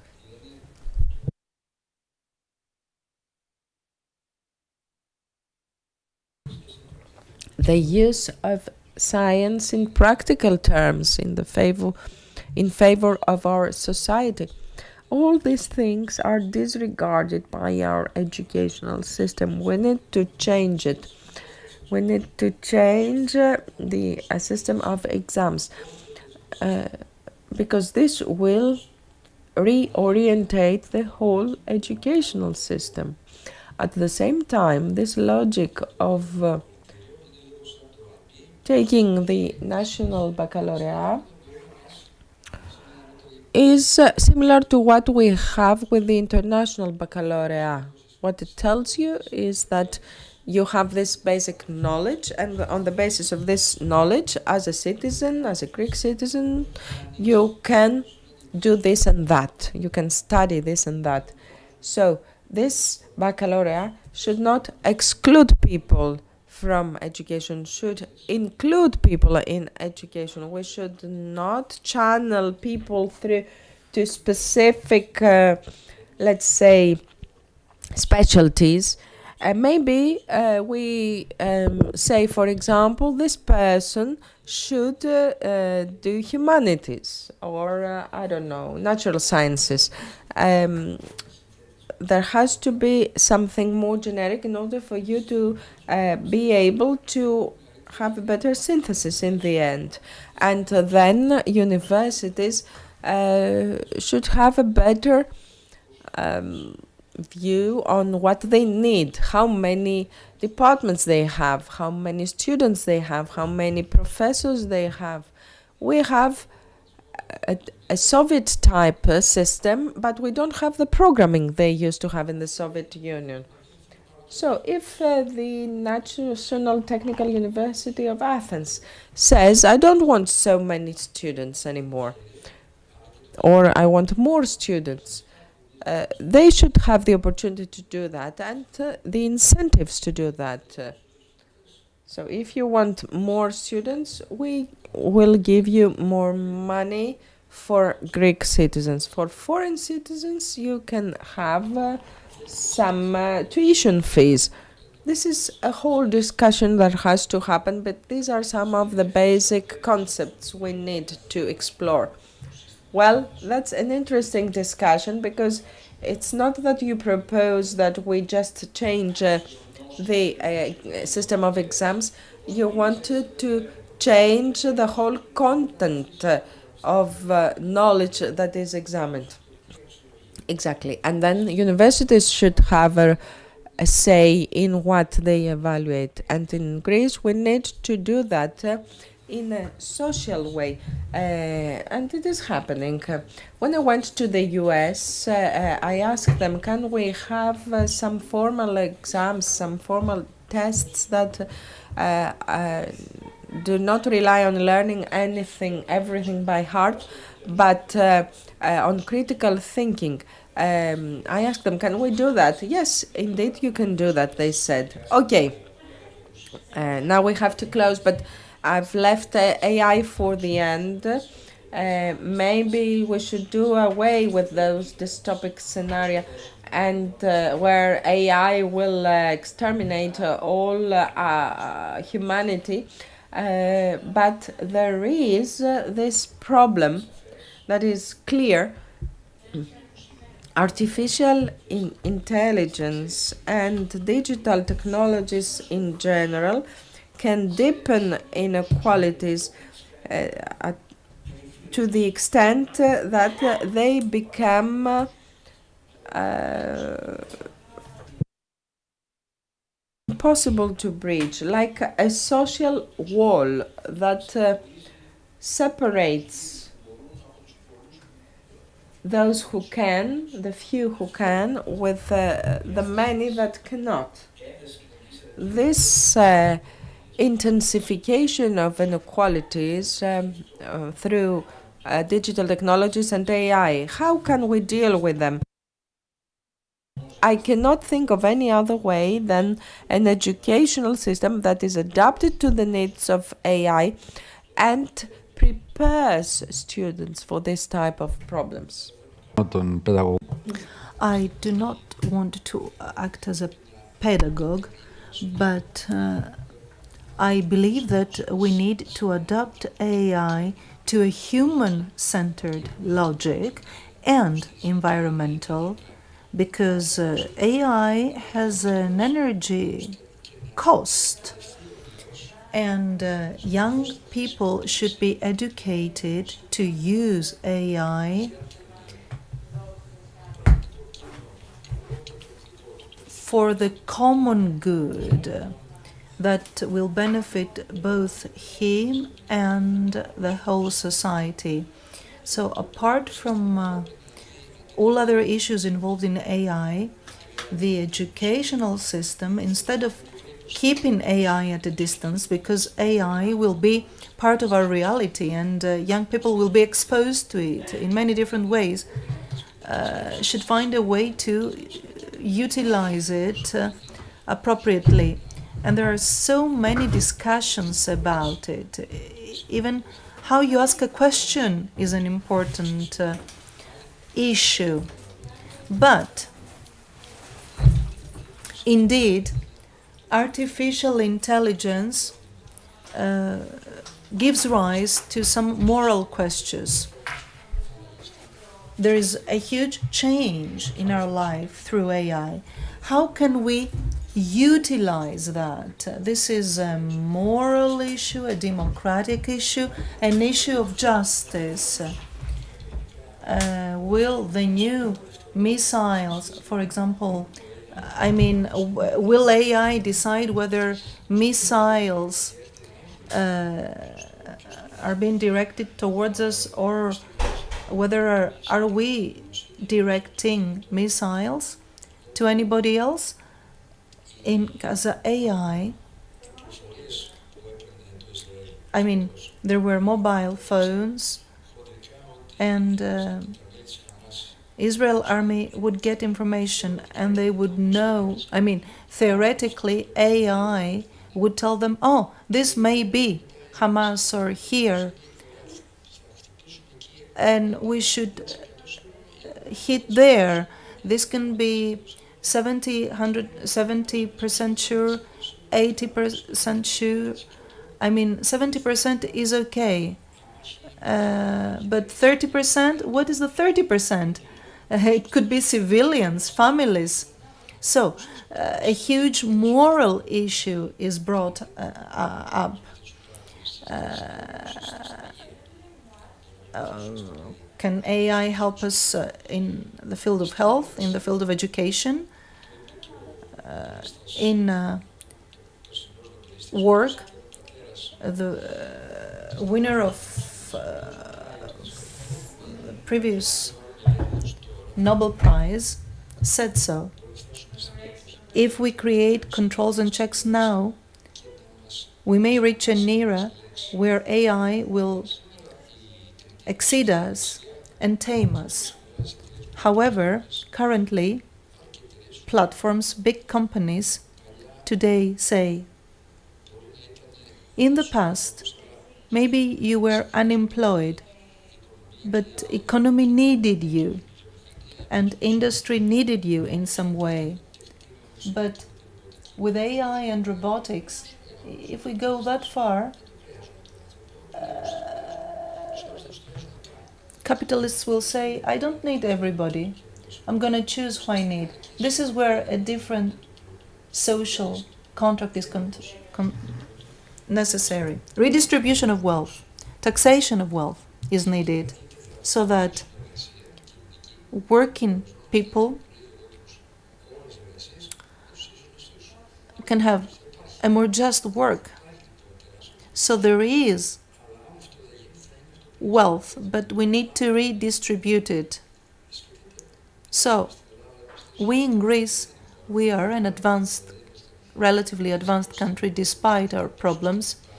We are lagging behind at the level of digital skills. Unfortunately, we rank low. But think about Africa. Think about poorer countries where they don't have access to technologies. Think about the differences between them and us. So a social contract should deal with inequality and promote redistribution of wealth. And at the same time, as a new social contract should promote the control of AI by society, by democratic institutions. If this is not done, we will see more polarization. Polarization is utilized by the far right, creating fear with authoritarian leaders, who, to survive, also wage wars. I'd like to thank you very much, Mr. Papandreou, and thank all of you for the attention. And many people will tell me, "Come on, you needed to ask this question." The center left, there is so many talk about all such things. What is happening? Everything else will be forgotten, and some people will only write about this. Anyway, we as a country have experienced a huge crisis, the financial crisis, and many other challenges faced also by other parts of the world. Climate crisis, the refugee crisis, inequalities, these are all global issues. However, I, as a representative of PASOK, feel that we need to restore more soul to the Greek citizens. We've experienced a period of lack of trust, of lack of confidence, with lots of impasses. We have huge potential as a country and as Greek citizens. So we need to bring back our students to the universities,